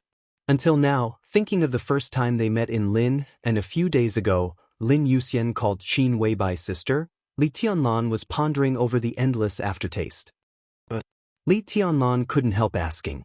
This question was simple and complicated, containing too many things. Among these things, the word trust was particularly sensitive. Why did Lin Fengting trust Qin Weibai so much? Because my sister doesn't care about these things. Lin Yuxian whispered, "This is what my father told me. She doesn't care about power and interests. For the dark world, my sister really has no desire. Otherwise, the Samsara Palace must be different today. As long as her requirements are met in the things she cares about most, she is the most trustworthy person." What she cared about most, Li Tianlan thought of Lin Yuxian going to Tianan with him. He seemed to understand something, but he still couldn't help asking, what does she care about most? Your stability. Lin Yuxian's eyes were a little envious. You are what she cares about most. As long as you can be stable, she won't care about anything else. That was why he followed Li Tianlan to Tianan. In the case that the Samsara Palace was doomed to be destroyed, the loose and united Lin clan might not be able to give Li Tianlan much help, but at least it could provide Li Tianlan with a way out. Li Tianlan thought of what Li Honghe had just said. Behind the inexplicable deep affection, there must be a debt. If there was really a debt, what kind of debt could make her compensate so affectionately and persistently? Li Tianlan shook his head hard and threw away the cigarette butt in his hand. He didn't speak for a long time. Lin Yuxian smiled, turned on the music in the car again, and drove in silence. There was one thing he didn't say. He now had a choice not to inherit the Lin clan. If he followed Li Tianlan to Tianan and eventually established a branch of the Lin clan in Zhongzhou State, such a result was the best for Li Tianlan, Qin Weibai, the Li family, the Wang family of Beihai, the Lin clan, and even the Dongxing clan. Lin Yuxian even knew what Li Honghe was worried about. It was said that in the most glorious period of the Li family, there was a beautiful woman who was also very good to Li Guangtu. However, if Qin Weibai went to the Lin clan, there would be no Samsara Palace in the world, and naturally, there would be no old Samsara. Dongqing Rushi, who had been quietly lying in Li Tianlan's arms, moved her body, rubbed Li Tianlan's eyebrows and whispered, "Are you unhappy?" Li Tianlan smiled. "What about you? You haven't spoken since you got in the car. Are you unhappy?" He told Li Honghe to postpone the wedding in front of Dongqing Rushi. Dongqing Rushi had a reason to be unhappy. Dongqing Rushi looked into his eyes. "I have something on my mind." Lin Yuxian, who was driving, twitched the corner of his mouth and almost couldn't help laughing. The so-called worry was naturally something that couldn't be said. The daughter of the Dongqing clan was generous, which was too cute. Li Tianlan almost couldn't help it. He touched Dongqing Rushi's hair and chuckled. "What's on your mind?" Dongqing Rushi was a little hesitant. She turned to look at the night sky outside the car window. Under the night sky, the bright moonlight shone on the highway without street lights, and it was cold. She looked at the cold moon hanging high in the sky and was lost in thought. "I seem to have heard a name." Dongqing Rushi's eyebrows furrowed in distress. Her eyes were still pure, but at this time, there was a trace of indescribable calmness and clarity, instead of blankness.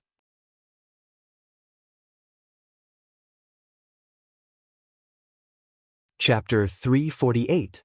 When he returned to Huading, it was nearly 1 o'clock in the morning. The turbulent mid-July had completely passed. July 21st. There were still 10 days before the final maneuver. Li Tianlan did not return to the Sky Academy but went directly to the East Emperor Palace on the outskirts of the city. It was windy late at night in Huading, and it seemed that rain was coming. The Glass Palace, which could be said to be quite colorful in the whole of Huading, was silent and cold in the night. The security guard at the gate of the East Emperor Palace opened the door, and the Audi slowly drove into the East Emperor Palace. Looking at the huge palace in front of him, which was mostly made of glass, Lin Yuxian was amazed. The palace was exquisite and magnificent, and the artificial lake around it was clear and charming. In the dark of the night, the light from the glass and the lake reflected off each other. It was as if the lake had risen directly into the sky, or as if the palace had been built in the water. It was ethereal, without the slightest bit of vulgarity. What a good place. Lin Yuxian said with a smile. Is this your lair? Sort of. Li Tianlan nodded and smiled. It's just the beginning. It looks gorgeous on the outside, but there's nothing inside. Nothing? Lin Yuxian smiled strangely. He was indeed a person who was easy to get along with. He was so casual that he seemed to have no pursuit. Although it was not a long journey from Lin and to Huding, Li Tianlan had already established some good feelings for him. He was such a brother-in-law, with great strength, but was too lazy to steal any limelight. His motto was to enjoy others' happiness, so Li Tianlan could not help but appreciate him. Li Tianlan responded casually, but he saw Lin Yuxian glancing at Dongqing Rushi with a gloating face. He glanced at Dongqing Rushi with a baffled look. Dongqing Rushi stood beside Li Tianlan, raised her head, and looked at the glass palace in front of her. Following her gaze, he vaguely saw a slim figure standing behind an open window on the top floor of the glass palace. The moment Li Tianlan saw her, the open window was closed, and then the whole palace was lit up. The light shone from the inside out and fell on the artificial lake in front of them. The sparkling lake and the bright palace were like a dream. Brother-in-law, who is inside? Lin Yuxian said with a smile. The way he called him brother-in-law was really teasing. Li Tianlan coughed as if he was answering Lin Yuxian's question, but his eyes fell on Dongqing Rushi. It's Yuetong. He said simply. Wang Yuetong had been staying in Huding. In the first 2 days, she lived in the hotel, and then she moved directly to the East Emperor Palace. The little princess, who had just turned from a girl to a woman, was very clingy. No matter what Li Tianlan was doing before, she would call him every once in a while. However, since Li Tianlan went to Lin, and Wang Yuetong had not called him or even sent him a text message. But the fact that she was still here spoke volumes. Li Tianlan's eyes were warm. I know her. Dongqing Rushi nodded and said softly. Li Tianlan thought she would continue to say something, but after the 4 words, Dongqing Rushi, there was no more. How could such an attitude be ambiguous? She had no attitude at all.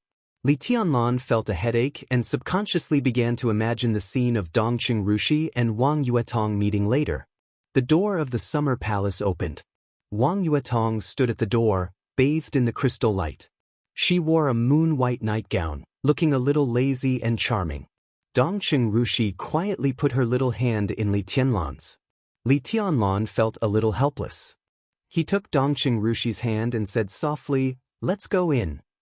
I'll just walk around." Lin Yuxian laughed and whispered, "Although I like crowds, I'm not interested in the scene of domestic violence. This place is good. I'll just walk around. Don't worry about me."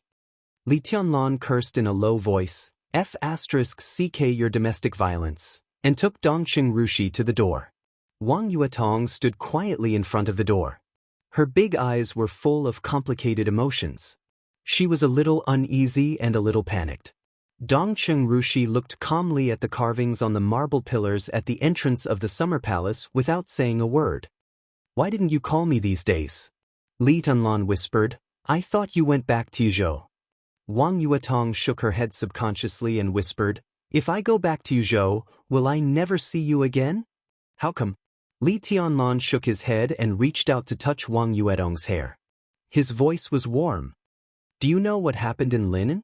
Wang Yuetong bit her lip and said nothing. She was the little princess of the Wang family of Beihai, but she couldn't represent anyone. She couldn't even say sorry to Li Tianlan. This obviously uneasy but unable to say anything was the most embarrassing and heavy position. Li Tianlan sighed and held Wang Yuetong in his arms. He was still holding Dongqing Rushi's hand. Or it could be said that he was held by Dongqing Rushi, while his other hand was holding Wang Yuetong. The posture was a little weird. Wang Yuetong was silent. Dongqing Rushi was still studying the carvings on the pillars beside her. "Tianlan, don't you blame me?" Wang Yuetong held Li Tianlan tightly and asked nervously. At that time, she knew what happened in Lin, and almost immediately. Her original sweet and happy little thoughts were also covered with a layer of shadow. In the past few days, Wang Yuetong could be said to have lived like a year. Now that she was in Li Tianlan's arms, she suddenly felt relaxed. "Why should I blame you?" Li Tianlan asked with a smile. Wang Yuetong wanted to say something but stopped on second thought. The invincible realm expert who seriously injured Senior Li with one sword in Lin, and was her biological father. More than 20 years after the Li family was destroyed, the Wang family of Beihai showed its position to the remaining Li family for the first time. The two families used to be very close, but now the contradiction was so sharp and obvious. What happened in Lin, Wang Yuetong hesitated. What happened in Lin, and has nothing to do with you. Li Tianlan said calmly. That's the choice of the entire Wang family of Beihai. Yuetong, I don't blame you, because you can't decide anything. But it doesn't mean that I don't have any thoughts about the Wang family of Beihai. Between you and me, no one is sorry to anyone, let alone right or wrong. But since we have different positions and what happened in Lin and happened, I must write it down. To be honest, I don't hate the Wang family of Beihai or your father. But since he chose to attack the Li family, my counterattack in the future will certainly not be peaceful. He paused, looked at Wang Yuetong and continued, as for you, I thought you would go back to Yuzhou without saying a word. If you really go back to Yuzhou, I won't blame you. If you are still here, I won't blame you. You, a woman, can still persist in the situation that the Wang family of Beihai and the Li family are against each other. Why should I, a man, give up? It's not that I don't have this responsibility. Otherwise, you are really blind. Really? Wang Yuetong raised her head in Li Tianlan's arms, with tears in her eyes. It could be seen how much pressure and suffering she had suffered in the past few days. Of course it's true. You are my woman. If you don't let go, I certainly won't let go. Li Tianlan pinched Wang Yuetong's little nose dotingly, very gently. Dongqing Rushi squeezed Li Tianlan's hand hard, very heavily. Li Tianlan felt a pain in his palm, and then he remembered that he had ignored the daughter of the Dongqing family. Let me introduce. Li Tianlan bit the bullet and said, this is Dongqing Rushi, and this is Wang Yuetong. Even if you haven't met before, you should have heard of each other. Silence. There was an awkward silence that made people's scalps numb. Wang Yuetong lay in Li Tianlan's arms. Dongqing Rushi held Li Tianlan's hand. The two seemed not to hear Li Tianlan's words, and they didn't even bother to do the most basic courtesy. Li Tianlan subconsciously thought of Qin Weibai. If she was here, Li Tianlan thought about it, and he really wasn't sure what kind of scene it would be if Qin Weibai was here. He suddenly looked forward to that scene. Li Tianlan stood for a while. Seeing that the two didn't want to talk, he sighed softly and was about to speak. Dongqing Rushi moved her palm. Wang Yuetong stood up from Li Tianlan's arms and said softly, I'll prepare the bathwater for you. Stay with me tonight. I have something to tell you. A charming blush appeared on her face and she whispered, I'm ready. The corner of Li Tianlan's mouth twitched, and he took a deep breath. Before he spoke, Wang Yuetong continued, there is a document in the study from the Sky Academy. You can take a look at it when you have time. She turned directly to the bathroom. Dongqing Rushi was still quietly looking at the flowers and plants engraved on the marble pillar. From beginning to end, Dongqing Rushi and Wang Yuetong seemed to ignore each other and never looked at each other. Was this considered jealousy? Wang Yuetong's figure disappeared. Dongqing Rushi finally turned her head and looked at Li Tianlan. The light in the hall shone on the door. Her eyes were pure and penetrating. Will you accompany me tonight?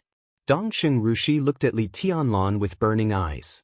She squeezed Li Tianlan's hand, turned her head and whispered, if you accompany me, I can do what I did for you at my sister's house again. Her voice was low, and her face was flushed. Dongqing Rushi. Wang Yuetong. One on the left and the other on the right. Both sides were temptations. Li Tianlan almost collapsed. He forced himself to calm down and said helplessly, I won't go anywhere tonight. I'll meditate in the study. There were 10 days before the final maneuver. At this time, he really should seriously adjust his state.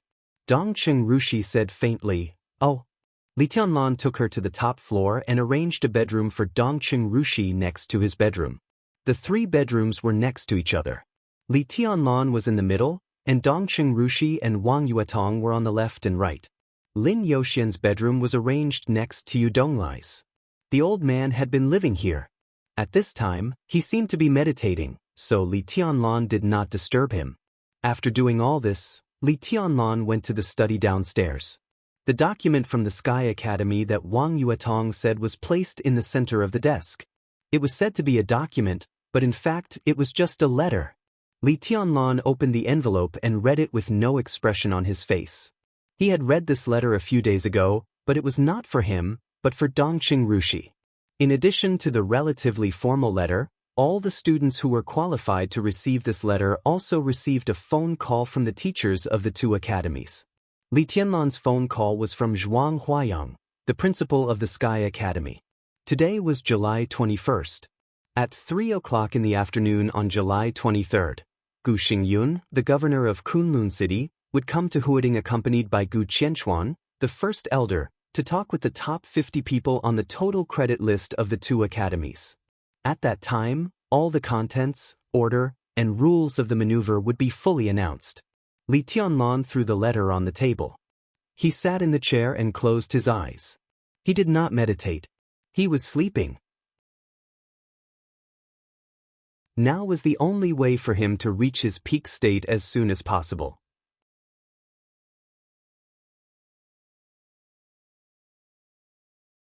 Chapter 349.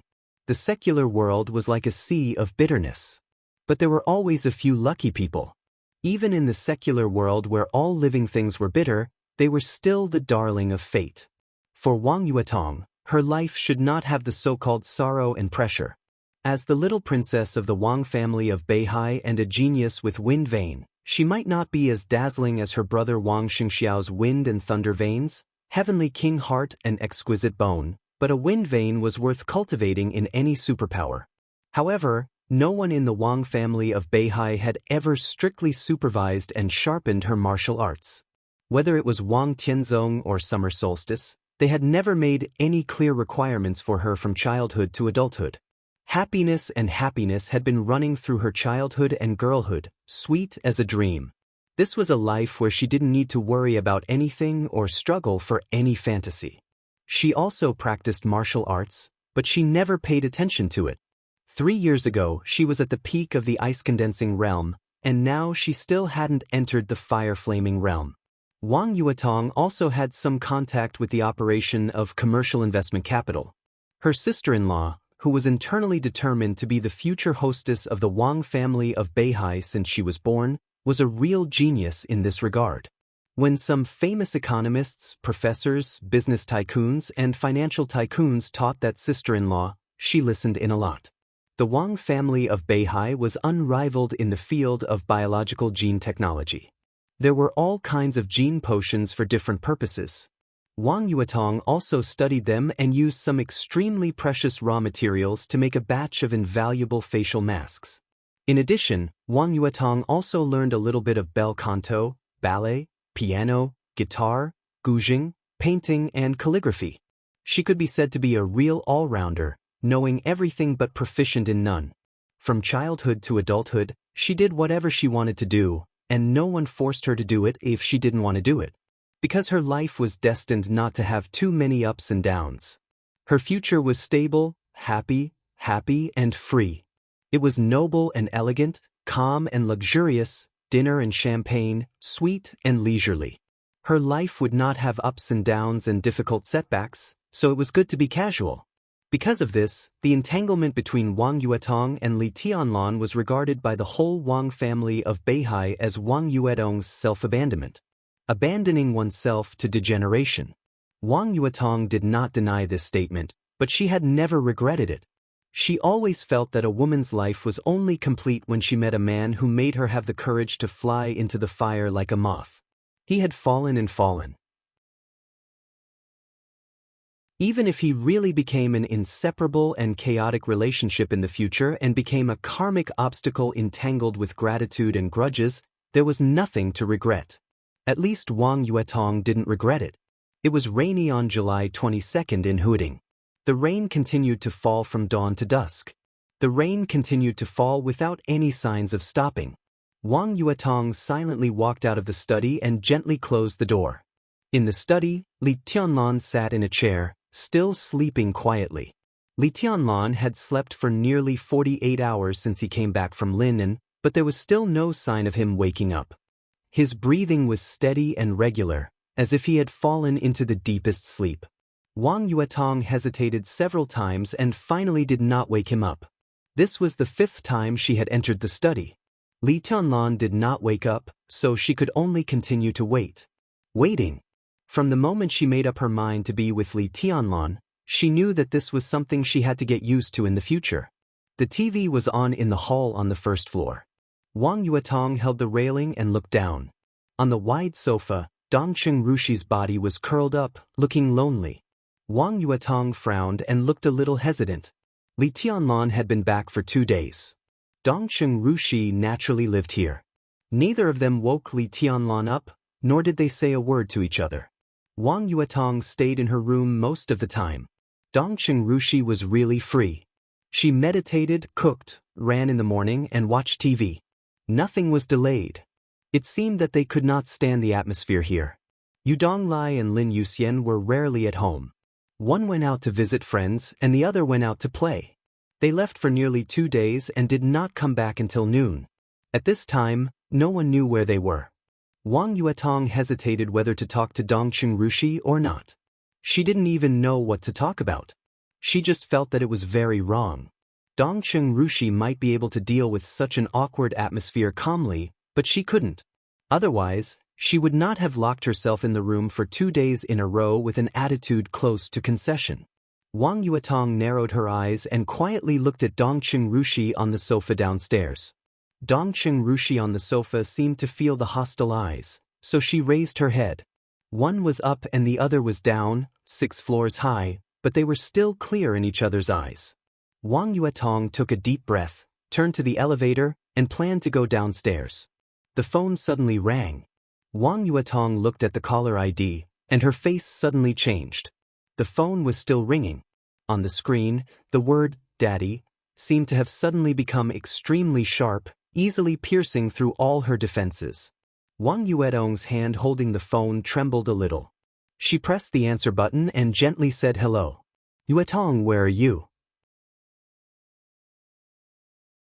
On the phone, Wang Tianzong's voice was clear and calm, without any extra emotion. In Huading, Wang Yuetong bit her lip and whispered. During the 3 years when Li Tianlan left, the relationship between her and Wang Tianzong was extremely stiff. They didn't even talk on the phone a few times a year. Wang Tianzong had a headache about his daughter's degeneration, while Wang Yuetong continued to insist in silence. If Li Tianlan didn't appear, the relationship between father and daughter would always be stiff. East Emperor Palace? Wang Tianzong asked. Wang Yuetong's face was a little pale, but she didn't say a word. On the phone, Wang Tianzong seemed to sigh softly. "Don't you go back to Yuzhou? Your uncle Yi called me several times and said that you asked for 10 days leave, but you haven't gone back yet. Dad, I want to resign." Wang Yuetong held the phone and said very carefully but firmly. "Resign?" Wang Tianzong thought for a while and said blandly, "If you resign, what can you do?" Wang Yuetong fell silent again. She knew what she was doing, but she didn't know how to say it. She believed that her father on the other end of the phone could understand what she meant. Wang Tianzong was also silent. On both ends of the phone, between father and daughter, all the emotions seemed to be completely frozen for a moment. "Go home." After a long time, Wang Tianzong said blandly, "I won't go back." Wang Yuetong suddenly laughed. Her voice was very clear, with the lightness and cleverness that Wang Tianzong was familiar with, but there was a trace of persistence in it. "Dad, I want to stay in East Emperor Palace and stay with him." "He's an enemy." Wang Tianzong's tone was simple and straightforward. "But he's not my enemy. For me, he's my man." Wang Yuetong said softly, "Have you really made up your mind?" Wang Tianzong said calmly, "Do you really want to go all the way?" "This is not a decision." Wang Yuetong said softly, "I just respect my own feelings. Dad, I'm not angry with you by saying this. I can be sure that I really love him. Maybe in your eyes, I haven't been with him for a long time. But since love at first sight can happen, it's not difficult to understand that I love him. I believe that he's a man worthy of all my feelings. It doesn't matter who he is to the Wang family of Beihai, an enemy, a friend, or a stranger. Dad, I'm just a little girl spoiled by you. I haven't done anything for the family, and I haven't thought about anything for the family. It's the same now. Whether he's an enemy or a friend of the family, I love him. I can't turn back, and I don't want to turn back. Even if you put aside your standpoint, he may not be suitable for you. Wang Tianzong said calmly, you can hand over your whole life, but Li Tianlan's life is destined to be more than love. Do you remember my evaluation of Li Tianlan when I first met him? Wang Yuetong's eyes were a little dazed. She remembered the meeting between Li Tianlan and her father in Huding. At that time, she actually didn't know her father's evaluation of Li Tianlan. Wang Shengshao conveyed the evaluation to her afterward. Only 8 words. A wolf's ambition was never a good match. I probably know something about the Li family situation over the years, so I can guess Li Tianlan's psychology. Apart from potential, he had nothing else. That was why he wanted so much. Power, wealth, status, women, he wants everything. What kind of woman is Qin Weibai? It's no exaggeration to say that if I were 10 years younger, even I would be tempted. Of course, I would just be tempted, and I wouldn't really do anything. No matter who gets such a woman, he should be satisfied. But Li Tianlan is not satisfied. He still wants you, wants Dongqing Rushi. I can be sure that he will have more than 3 or 5 women in the future. You may have a place in his heart, but you will never be the most important. You will always be just one of his many women. You love him, but does he love you? He may have real feelings for 1 or 2 women, but with Qin Weibai, you don't have a big chance. Let's make a bet. You take the phone to Li Tianlan now. As long as I hear Li Tianlan say sincerely that he loves my daughter, I will not oppose your relationship in the future. How about that? Wang Tianzong was surprisingly talkative. In recent years, Zhongzhou Sword Emperor had become more and more reticent. It could be seen that he was really worried about Wang Yuetong. Wang Yuetong bit her lip and felt a little wronged, but she did not agree to bet with her father. She held the phone tightly and forced herself to calm down. Dad, I've decided. I'm sorry. Wang Tianzong suddenly fell silent. After a long time, when Wang Yuetong was about to hang up the phone, 3 words came from the phone. Go home. Wang Tianzong said and hung up the phone directly. Wang Yuetong burst into tears in an instant. Go home. Wang Tianzong said these 3 words twice. But the meaning was completely different.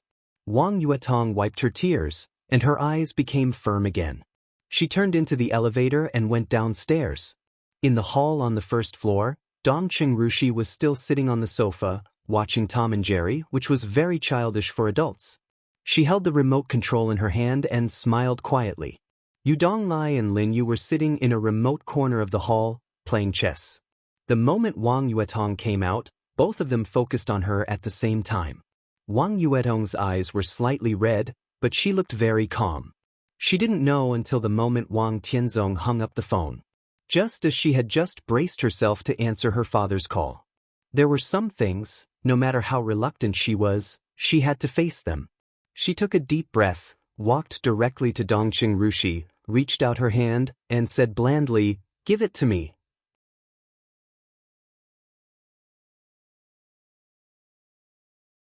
Chapter 350.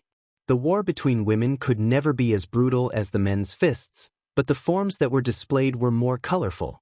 There were verbal battles on different occasions, open and covert attacks from every corner, sarcasm and ridicule without batting an eyelid, 2 extremely beautiful young women from extraordinary family backgrounds. Even if they were to pull each other's hair or ears, it would still be a rare sight to see. This was King Lively. Otherwise, why would the ratings of some palace dramas in recent years far exceed those of war dramas? Those rising ratings were not all contributed by sisters, aunts, and aunts. No, young men also loved it. Lin Yuxian was such a man. He liked lively scenes. At present, the battle between Dongqing Rushi and Wang Yuetong seemed to have just begun, but it was enough to make him excited. He sat in the corner of the hall with Yu Donglai and was too lazy to play chess for a while. He looked around and found that there were no snacks around, so he casually lit a cigarette and looked at Dongqing Rushi and Wang Yuetong, who were confronting each other. He gloated and muttered to himself, "No, no, no." Yu Donglai shook his head helplessly. The old man was old and had little interest in watching lively scenes. He had already wondered if he should go upstairs and take out Li Tianlon, who had slept for 2 days. The silent confrontation in front of the TV continued. Wang Yuetong kept reaching out and became calmer. "Give it to me." Dongqing Rushi looked up at Wang Yuetong. Her eyes were as clear as water, and her small hand subconsciously clenched the remote control in her hand. Wang Yuetong did not urge her. She just reached out and waited quietly. But no one doubted that she would be savage when she was impatient. She was now just a young expert who had not yet entered the fire-flaming realm. In the face of Dongqing Rushi of the thunder-shocking realm, there was a huge gap in their combat strength. But as two women who had the same man, the martial arts realm was actually nothing. Dongqing Rushi hesitated, pursed her lips, and handed the remote control to Wang Yuetong. Her expression was neither aggrieved nor angry. She just looked at her quietly. Wang Yuetong took the remote control with many buttons and aimed it at the TV.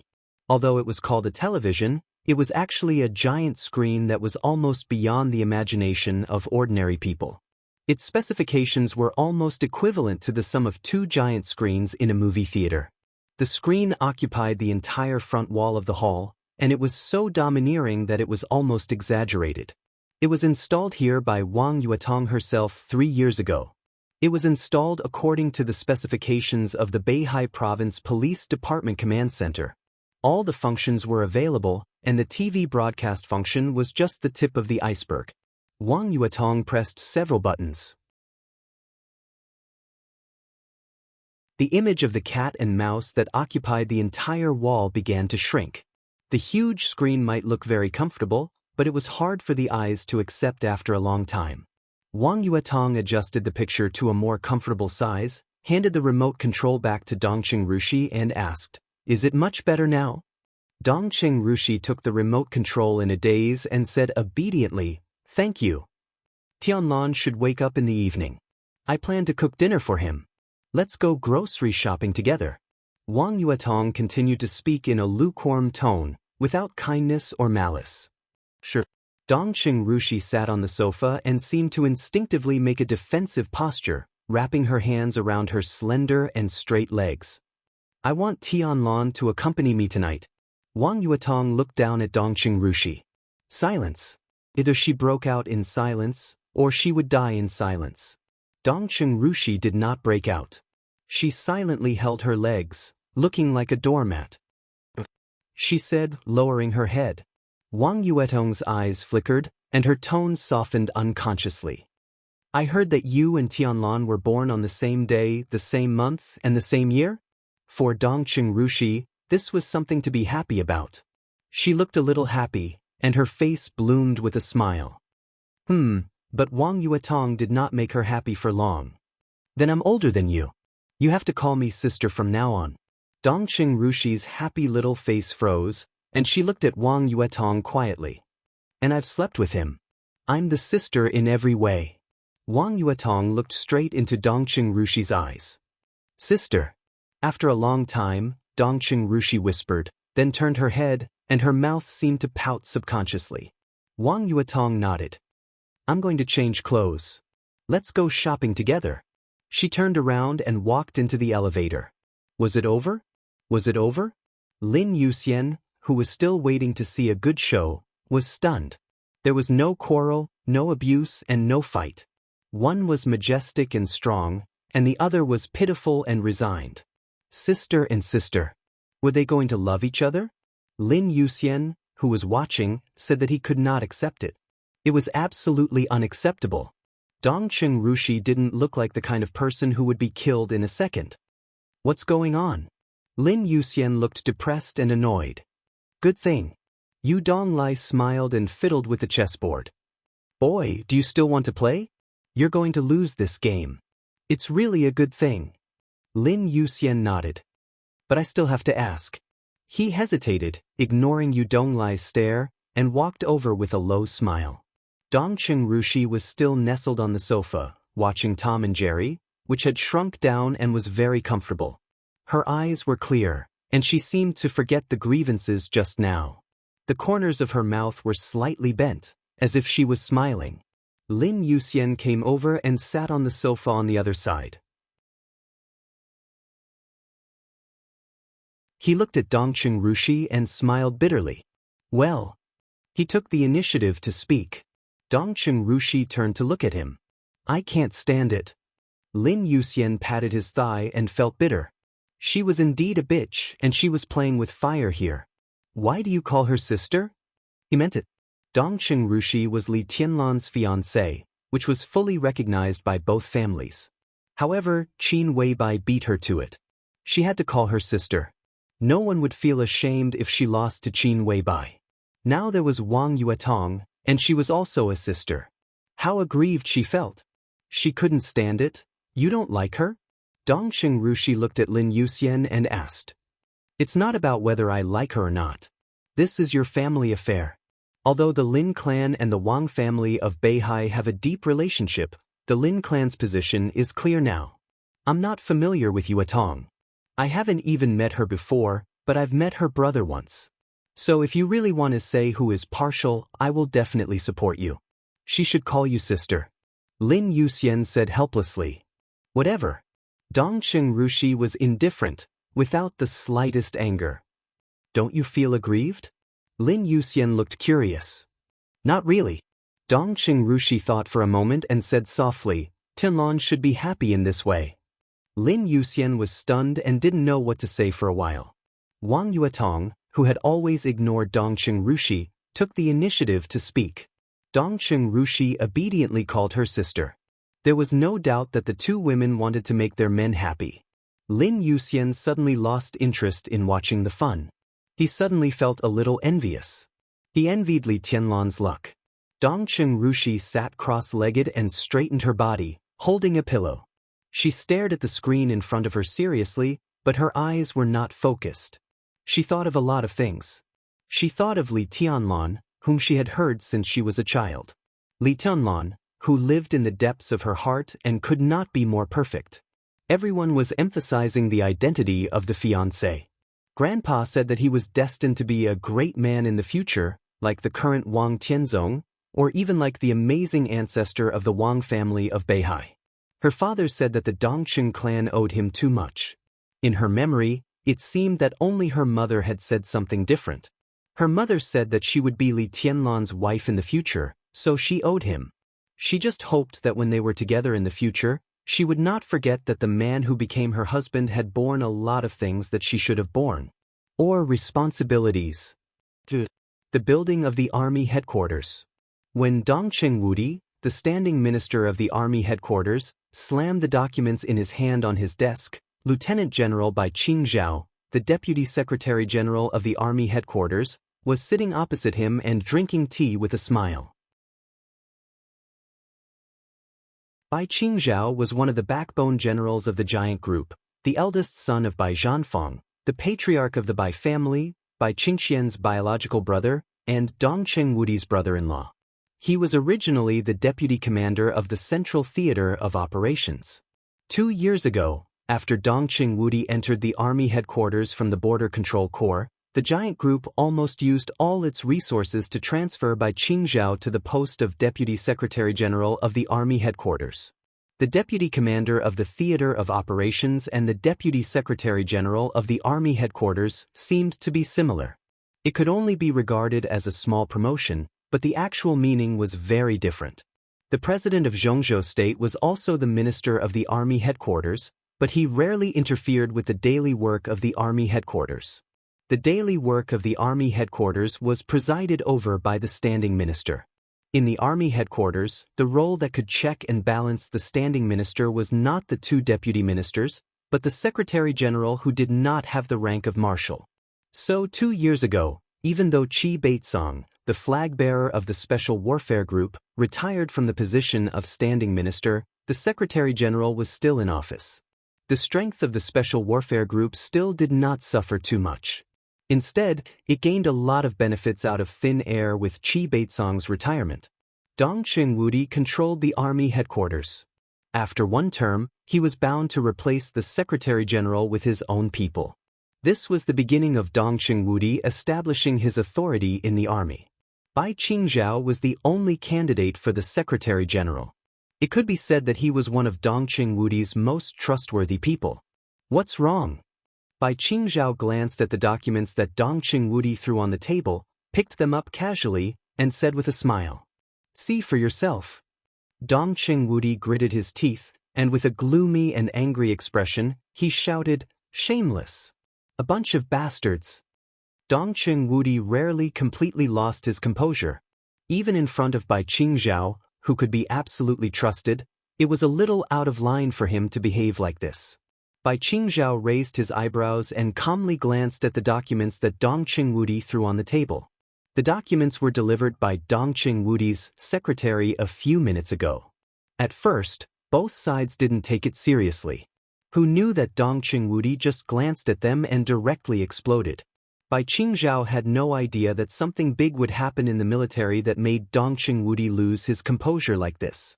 The document was very thin. Including the cover, there were only 4 or 5 pages. Bai Qingzhao glanced at the cover and subconsciously narrowed his eyes. On the cover was a pale golden city, built between 2 snow-capped peaks, majestic and heavy. This was the emblem of Kunlun City. In other words, this was a document from Kunlun City? Bai Qingzhao seemed to think of something and directly opened the document. He glanced at it in a hurry, and his expression suddenly changed. The contents of the document was not complicated, and it could even be said to be clear at a glance. It was about the maneuver of the Sky Academy and the Deep Sea Academy at the end of the month. Kunlun City officially approved the maneuver applications of the 2 academies. At the same time, it verified the maneuver rules of the 2 academies and the sequence of the maneuver. At the end of the document were the seals of Kunlun City, the President's office, and the cabinet. This showed that both the President and the Prime Minister had approved this document. "You've gone too far." Bai Qingzhao gritted his teeth and suppressed his anger in his tone. Dong Qingwudi calmed down instead. He took the document again and glanced at it carefully. Then he threw it on the table with cold eyes. "What do you think?" Bai Qingzhao was silent for a while and asked in a deep voice. Dong Qingwudi shook his head with a sneer. "Tianlan grows up too fast. The Li family's comeback also makes some people unable to sit still. So they can't help but be ruthless and make such a maneuver rules. Kunlun City and the Wang family of Beihai really have a tacit understanding." "Is there still room for maneuver?" Bai Qingzhao asked in a low voice. As soon as he spoke, he shook his head first and smiled bitterly. If there was really room for maneuver, how could Dong Qingwudi lose his composure like this? No matter what they plan in private, at least they do it in line with the rules. Dong Qingwudi said. "The president," Bai Qingzhao hesitated. "He can't wait for Kunlun City to do this." Dong Qingwudi sneered and was a little unhappy.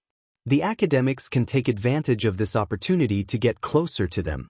What Kunlun City did was in line with the rules, but it broke them. In this situation, if I want to do something, I can only ignore the rules. The giant group is not powerful enough, so it must ask for help from the academics. This kind of thing can only be good for the academics. Besides, they didn't do it, so we don't hate them. The academics will push the boat with the current. Of course, the president will agree. Bai Qingzhao was silent. "What are you going to do?" After a long time, he asked slowly. "Do I have a choice?"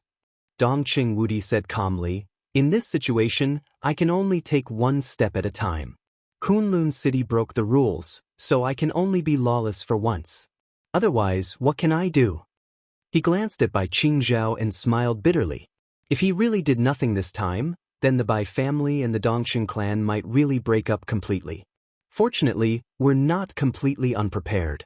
Wan Tian has gone to the Eastern Theater of Operations. Isn't this what we're guarding against Kunlun City? Dong Qingwudi said softly. In this case, the Border Control Corps really can't be saved. Bai Qingzhao frowned. There's always a deal. Dong Xingwudi took a deep breath and gritted his teeth. Then he calmly picked up his mobile phone and dialed a number. The phone was quickly connected, and a low voice sounded on the other end of the line. Zun, this is Dong Xingwudi. How's the scenery in Tiananmen? Dong Xingwudi laughed. He didn't call Wang Wanian, the current commander of the Eastern Theater of Operations, but Ning Ziyuan, the former commander. The Dongqing clan had prepared for all of this long before the Yuzhou conference began. Ning Ziyuan was transferred to Tiananmen. Wang Wanian was transferred to the Eastern Theater of Operations. It was all part of the preparation. So now Dong Xingwudi was angry, but he didn't panic. The so-called game, no matter how complicated it was nothing more than dealing with every move.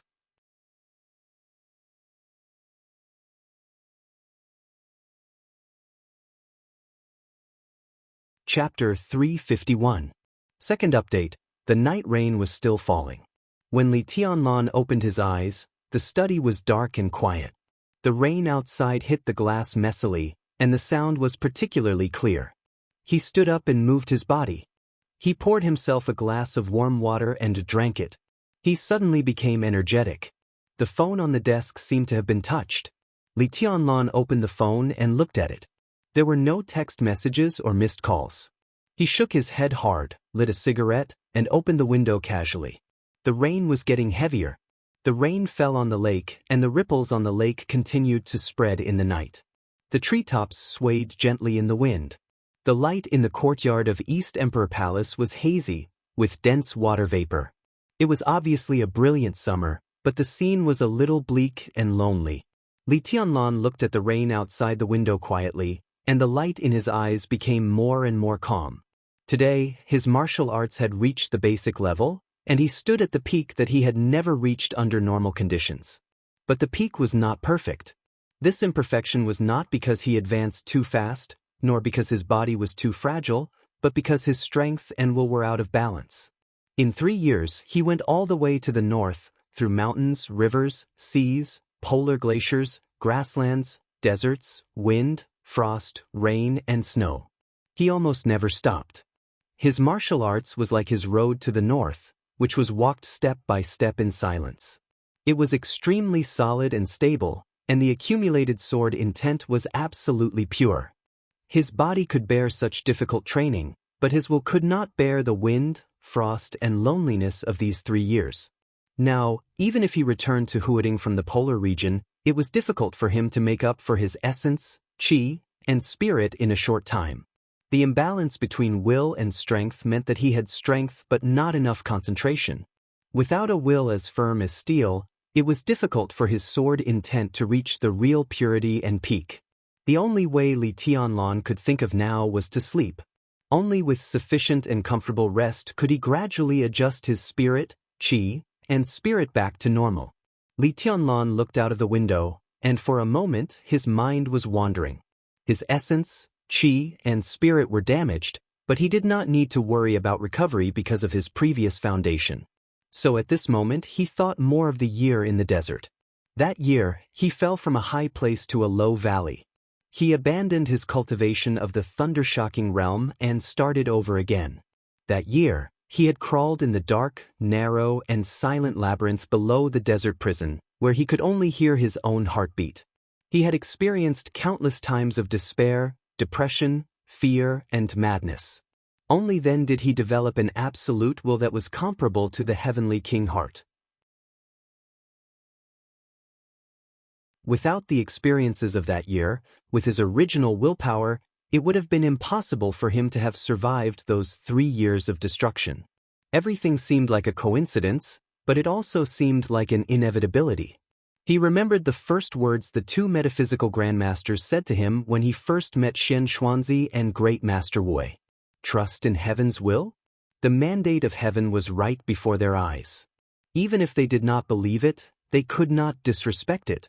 The door of the study was gently pushed open from the outside. Wang Yuetong came in and looked at Li Tianlan, who was smoking silently. She said softly, "You're awake?" Li Tianlan nodded and said, "I am hungry. The food Rushi and I cooked may not be as good as Senior Yu's. Would you like to try it?" Wang Yuetong said with a smile. Her voice was soft and her eyes were enchanting. After turning from a girl to a woman, the little princess of the Wang family of Beihai was not stingy with her charm in front of Li Tianlan. She really wanted to quietly bloom beside Li Tianlan for a lifetime. You and Rushi? Li Tianlan threw the cigarette butt out of the window with a strange look in his eyes. I've made a deal with her. Wang Yuetong nodded and said, she will call me sister in the future. Li Tianlan suddenly had nothing to say. Even if he was an immortal, he could not figure out why Dongqing Rushi called Wang Yuetong sister in a short time. Of course, I'm destined not to be compared with Sister Little Bai. Even if Dongqing Rushi calls me sister, she won't like me in her heart, and I won't like her either. But we will inevitably meet in the future. We will be by your side in the future. We can't pretend not to know each other for the rest of our lives. That would be too embarrassing. Wang Yuetong came over and hugged Li Tianlan, leaning in his arms and whispering. In the future? Li Tianlan said subconsciously and gently stroked her short hair with his palm. Yes, in the future. Wang Yuetong nodded and said in a firm tone, Tianlan, I'll resign. I'll stay by your side from now on. Li Tianlan paused for a while and then said, okay. Wang Yuetong laughed in his arms. She rubbed against Li Tianlan and whispered, when you were sleeping, my dad called me. He wanted me to go home. What did you say? Li Tianlan was silent for a while and then asked slowly. I said I won't go back. Wang Yuetong was in a daze. Thinking about the phone call, she said in a complicated tone, so my dad asked me to go home. Li Tianlan held Wang Yuetong tightly and did not speak. Go home. Go home. It seemed to have similar meanings, but the meaning was completely different. The former meant that she would not come back after going home. The latter meant that she would not go back again after going home. At least she would not go back before there was a clear result between Li Tianlan and the Wang family of Beihai. Li Tianlan lowered his head and kissed Wang Yuetong's hair gently. The former little princess trembled slightly in his arms. Do you regret it? Li Tianlan whispered. As long as you don't abandon me in the future, I won't regret it. Wang Yuetong's voice was very soft, almost like a whisper. After all, she was a woman who was so extravagant that she would rather gamble with her life. She would be perturbed, uneasy, confused, and at a loss for such a gamble. As for whether she would regret it or not, it all depended on the man she chose in the end. This responsibility was so heavy that it was clearer than that of the Li family, which was close at hand but far at the same time. Don't worry. Li Tianlan paused and then said, thank you. Wang Yuetong smiled, raised her head, and reached out to touch Li Tianlan's face. She whispered, when I come back, I will not be the little princess of the Wang family of Beihai, but your woman. Li Tianlan patted her on the back and whispered, when are you leaving? After dinner. Wang Yuetong whispered, take me to the airport. Li Tianlan nodded and said, okay. I want you to carry me downstairs. Wang Yuetong stepped back from Li Tianlan and opened her arms. Li Tianlan smiled, picked her up and went downstairs. Everyone downstairs was there. Lin Yuxian and Yu Donglai sat at the dinner table. Dongqing Rushi was serving rice. The meal was very sumptuous. But because of the relationship between Dongqing Rushi and Wang Yuetong, the dinner was neither salty nor plain. Li Tianlan had a good appetite. For him, as long as the two women did not fight on the spot, there would be a relatively harmonious day in the future. After dinner, Li Tianlan drove Wang Yuetong to the airport. Wang Yuetong booked a ticket on the way and changed her boarding pass at the airport. Li Tianlan watched Wang Yuetong pass the security check. Wang Yuetong did not say much from beginning to end. She just hugged Li Tianlan hard before leaving and whispered, wait for me to come back. Her figure passed the security check and gradually disappeared at the end of the passage. Li Tianlan pulled his collar and turned to leave the airport. When the black Audi left along the road, a group of dignified and calm Mercedes-Benz cars slowly entered the airport and passed by Li Tianlan. The night rain was getting heavier and heavier, and the thunder was looming high in the sky. In the airport near midnight, two middle-aged men walked out of the airport steadily with a beautiful girl. 6 Mercedes-Benz cars were parked on the road outside the airport. Nearly 20 burly men in uniform black suits stood silently in the rain at night. The moment the 2 men and a woman walked out of the airport in silence, everyone bowed at the same time. "Welcome, Your Highness." The 2 middle-aged men got on the Mercedes-Benz at the front. The beautiful girl got on the other car. The motorcade slowly left the airport. In the Mercedes-Benz at the front, Gu Xingyun, who had arrived in Huading 1 day earlier, looked pale and weak. He lowered the window, lit a cigarette, and coughed softly. Gu Qianchuan, who had been with him all the time, received a text message. He took out his mobile phone and looked at it. The corner of his mouth twitched slightly and he said calmly, "The cabinet and the office of the president have agreed on the rules of the maneuver of the 2 academies." As expected, Gu Xingyun smiled. This is all within the scope of the rules. Rules and rules are often different things, but sometimes they are the same thing. In the special warfare system, no matter what, Kunlun City has the final say. This is both a rule and a rule. What about the giant group? Gu Qianchuan frowned and glanced at Gu Xingyun. Now he had confirmed Gu Xingyun's injury. Even Gu Xingyun was almost completely disabled by the blow of the murderous weapon, and his combat capability was greatly reduced. It was impossible for him to recover without a few years. Even if he had time, it would depend on his own luck. If the maneuver of the 2 academies had not been too important and related to the face of Kunlun City, Gu Xingyun would not have come in person. Now the power of Kunlun City was really in the hands of Gu Qianchuan, and the relationship between him and Gu Xingyun seemed to have eased a lot. The maneuver of the 2 academies is a big event. No one can destroy it. Otherwise, it is really breaking and trampling on the rules. What else can Dongqing Wudi do unless he wants to commit political suicide? Gu Xingyun coughed and said in a flat tone, "I'm afraid that there will be an accident." Gu Qianchuan said calmly, "How can the madman of the Dongqing clan be rational when he is crazy?" "That's true." Gu Xingyun nodded. "But the question is it worth it for Li Tianlan?" He glanced at Gu Qianchuan and continued, "And even if there is an accident, you are there. If an accident really happens, you will personally kill Li Tianlan in the maneuver." He paused and said gloomily, "At any cost." Gu Qianchuan narrowed his eyes, nodded, and said, "Where are we going?" "The Sky Academy?" "To Winter Mountain." Gu Xingyun shook his head. "I have an appointment with an expert. Maybe he can give us some advice about the future situation." Gu Qianchuan nodded with a smile, but he curled his lips calmly. "What kind of so-called expert are you thinking? Bullshit. Isn't it your cheap father-in-law, Xian Xuanzi?"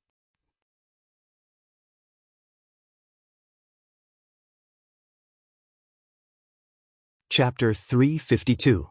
When it was almost dawn, it finally turned into heavy rain after a whole day.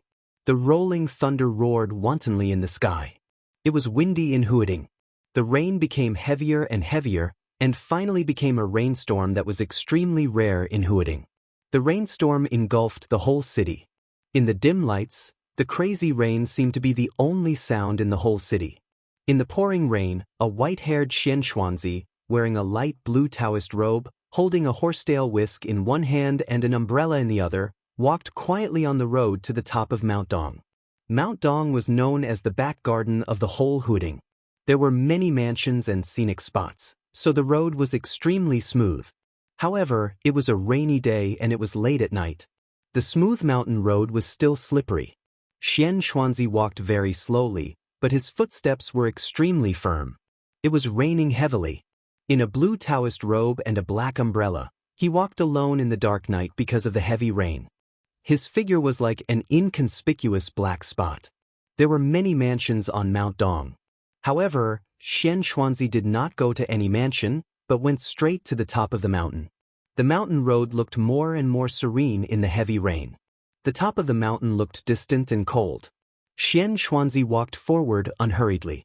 He did not walk fast, but his pace was the same and never slowed down. The top of the mountain lit up with a vague and hazy light in the heavy rain. The light illuminated a small, ancient, and solemn building. Xian Xuanzi's calm face looked a little weird in the night. He knew what the building was illuminated by the light. The building, with a history of hundreds of years, could be regarded as the holy land of the southeast coast for some people with faith. Xian Xuanzi also had faith, but he believed in the three pure ones. And the top of the mountain, it was a church, the most famous Zhongshan Cathedral on the top of Mount Dong. The place illuminated by the light was the destination of Xian Xuanzi's trip. Xian Xuanzi walked closer and closer. The light swayed in the wind and rain, illuminating the bell tower of the church in the heavy rain. Xian Xuanzi stood calmly in front of the church. The European-style church, the sage-like Taoist priest, the black umbrella in the rain, and the light on the bell tower. The rain poured down and the wind blew past. In the darkness of the night, this scene looked strange yet harmonious. Xian Xuanzi took a deep breath, pushed open the half-closed door, and walked in. He put the black umbrella at the door casually, and the water stains soaked the ground that had not been hit by the rain. The space inside the bell tower was very small. The cross was placed in the center of the bell tower. The lights in the bell tower were on, illuminating everything inside. Xian Xuanzi entered the church and the bell tower. The white horsetail whisk hung in his hands, and his Taoist robe was neat and tidy. As he stood in the bell tower, the atmosphere became increasingly strange. But what was even stranger was that there wasn't a Taoist priest in this Catholic church. In front of the cross, there was even a monk dressed in a monk's robe. Bald head, Buddhist beads, monk robes, all these were even more conspicuous than Xian Xuanzi's outfit. The two of them stared at each other across the cross. The scene was incongruous to the extreme. It's been 3 years, but the Heavenly King's demeanor is still the same as before. Congratulations. The monk looked at Xian Xuanzi with a meaningful smile, without the tranquility and peace of a monk. Xian Xuanzi suddenly raised his eyebrows. Heavenly King. That was how Xian Xuanzi addressed him, not as a Taoist priest. In terms of seniority, he was of the same generation as Xian Xuanzi's master. In this situation, although Buddhism and Taoism were different, Xian Xuanzi deserved to be called martial uncle. But Xian Xuanzi called him Heavenly King. He was indeed a Heavenly King now, the 13th Heavenly King of Samsara Palace that few people knew. Your master and I are of the same generation. Xian Xuanzi narrowed his eyes and said indifferently, My master is gone, so you are no longer an elder. Is it wrong for me to call you Heavenly King? The monk's eyes were sharp, with clear aggression. Yes. Xian Xuanzi was silent for a while before he said calmly, Are you Ruzhen or Rui? He knew that great Master Wei had 2 disciples, and he had even seen them more than once, but he had never seriously remembered their Buddhist names before. I'm Ruzhen. The monk put his palms together and saluted. Are you here tonight for revenge? Xian Xuanzi's eyes were a little strange, with self-mockery. 3 years ago, I stabbed the horsetail whisk into Wui's heart with my own hands. Are you here for this cause and effect? Heavenly King, you misunderstood me. Ruzhen insisted on calling Xian Xuanzi with a smile, impeccable. Xian Xuanzi smiled and looked at the rain through the window of the bell tower. The winter mountain under the rain was full of vitality. He narrowed his eyes and said softly, How do you know my contact information? I can contact the military counselor. Ruzhen said lightly, You are now the Heavenly King of Samsara. I can contact the military counselor, so I can find you. Xian Xuanzi said casually, Who is the military counselor? Ruzhen was silent as expected and reasonable. Xian Xuanzi said coldly, Since you don't believe me, why do you come to me? Heavenly King owes my Qingyun temple a cause and effect. Ruzhen's tone also became cold. 3 years ago, Xian Xuanzi went to Qingyun temple to visit Great Master Wu and directly stabbed the horsetail whisk in his hand into Great Master Wu's heart. Great Master Wu died to fulfill Li Tianlan's wish.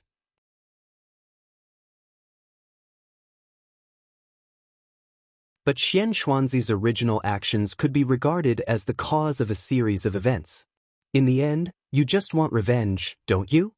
Xian Xuanzi laughed sarcastically. If you want revenge, you can't live until now. Ruzhen said unceremoniously, I'm looking for you today just to ask you to return a cause and effect to Qingyun Temple. Just say it. Xian Xuanzi said expressionlessly. Ruzhen hesitated and said calmly, Heavenly King, please extend a person's life. Xian Xuanzi asked. Qin Weibai. My little junior sister, your current boss. Ruzhen told the truth. She will die? Xian Xuanzi suddenly raised his voice.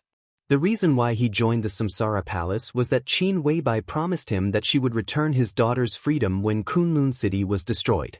But now Qin Weibai was going to die? Xian Xuanzi suddenly felt a little angry.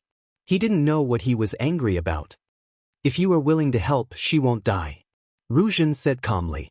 Xian Xuanzi was so angry that he laughed. He snorted heavily and said in a gloomy tone, I can't even see her destiny. Extend her life? Will you teach me? Ruzhen was silent. Facing Xian Xuanzi's cold eyes, he slowly took out a Buddha bead. This bead is called death substitution. Ruzhen said calmly, with it, Heavenly King can help. Death substitution. In Lin, Ruzhen also gave Qin Weibai a Buddha bead and told her that it was called death substitution. But there was no doubt that this one was the real death substitution bead. And the one he gave Qin Weibai was called mortal fate. Ruzhen didn't even need to speculate anything. He could be completely sure that at this time, the mortal fate was already with Li Tianlan. Qin Weibai thought that it was a chance to die for her. With how much she cherished and valued Li Tianlan, how could she be willing to use such a precious opportunity herself? She must give it to Li Tianlan. Only with Li Tianlan could Qin Weibai's mortal fate not be destroyed. In this way, he could extend Qin Weibai's life with the real death substitution bead. That was possible. Death substitution, Xian Xuanzi muttered to himself, and his eyes narrowed. Is it the Buddha's relic of that senior? It's the Grandmaster's relic. Ruzhen nodded and handed the Buddha bead to Xian Xuanzi. I didn't expect there to be such a thing. Xian Xuanzi sighed with some disbelief, and then said with some doubt, if there was this thing, Wei wouldn't have died at all. Why, Master said 3 years ago that he could live, but he had to die. There was finally a trace of sadness in Ruzhen's eyes. Great Master Wei might be the only one who knew Qin Weibai's origin, and because of this, he could see the future. Before he left death substitution and mortal fate. He seemed to have arranged everything today quietly. He could not die because of the death substitution bead. He had to die. In addition to fulfilling Li Tianlan's wish, it was more to leave Qin Weibai the last glimmer of life. Another fool who actively seeks death. Xian Xuanzi thought of Great Master Wei and muttered to himself. Ruzhen didn't speak. Is it worth it? Xian Xuanzi asked. Is it worth it for an adopted daughter who is not your biological daughter? Ruzhen looked silent. What is Qin Weibai's origin? Xian Xuanzi looked at Ruzhen and said, Wei erased all traces for her. As for her origin, it was also well hidden. The Wang family of Beihai, Kunlun City, and Zhongzhou State have investigated, but they found nothing. Do you know? She came from a small mountain village in the southwest. Xian Xuanzi said flatly, when Master met my junior sister, I was there. That year, there was a blizzard in the southwest, and junior sister was lying in the snow. She looked to be about 6 or 7 years old, and her body was covered in blood. Both her internal and external injuries were fatal, but she was very conscious. When we discovered her, she also discovered us. He paused and said strangely, she just looked at her. You couldn't imagine her injuries at that time. Her internal organs were all severely damaged, and it was as if someone had crushed her bones and torn her muscles. It was as if the person who wanted to kill her wanted to torture her in the cruelest way possible, and then casually threw her into the snow to freeze her to death. But she didn't have any fear or pain in that kind of injury and situation. When we found her, she just looked at us calmly, and it could even be said that she was examining us. He shook his head in disbelief. Later, Master took my junior sister back and took good care of her for more than a year. Then she slowly got better. But you still tell me that she came from a small mountain village in the southwest? Xian Xuanzi asked. We did pick up my junior sister in a mountainous area in the southwest. I don't know her origin. Only Master and my junior sister know it. Ruzhen shook his head and said, "But it doesn't matter. You don't need to know this to prolong her life." Prolong her life? Xian Xuanzi's tone was complicated. What if I don't agree? Ruzhen didn't answer this question but said calmly, "This place is very important in the intelligence of Samsara Palace. It is said that several private priests are secret pawns of Kunlun City. It's a good place. It's surrounded by rich people. Maybe some secrets can be exposed when someone prays. Even if there are no secrets, it's a good place to build a stronghold here."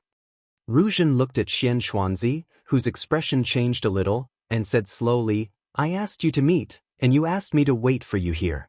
I'm afraid you don't just want to see me, do you? I heard that Gu Xingyun came to Huading with his daughter and Gu Qianchuan." Xian Xuanzi's face was completely gloomy. "I won't do anything. If you don't agree, I won't leave. It's you who will have a hard time, and it has nothing to do with me. If you die, you'll pay back the karma." Ruzhen's smile was a little cold.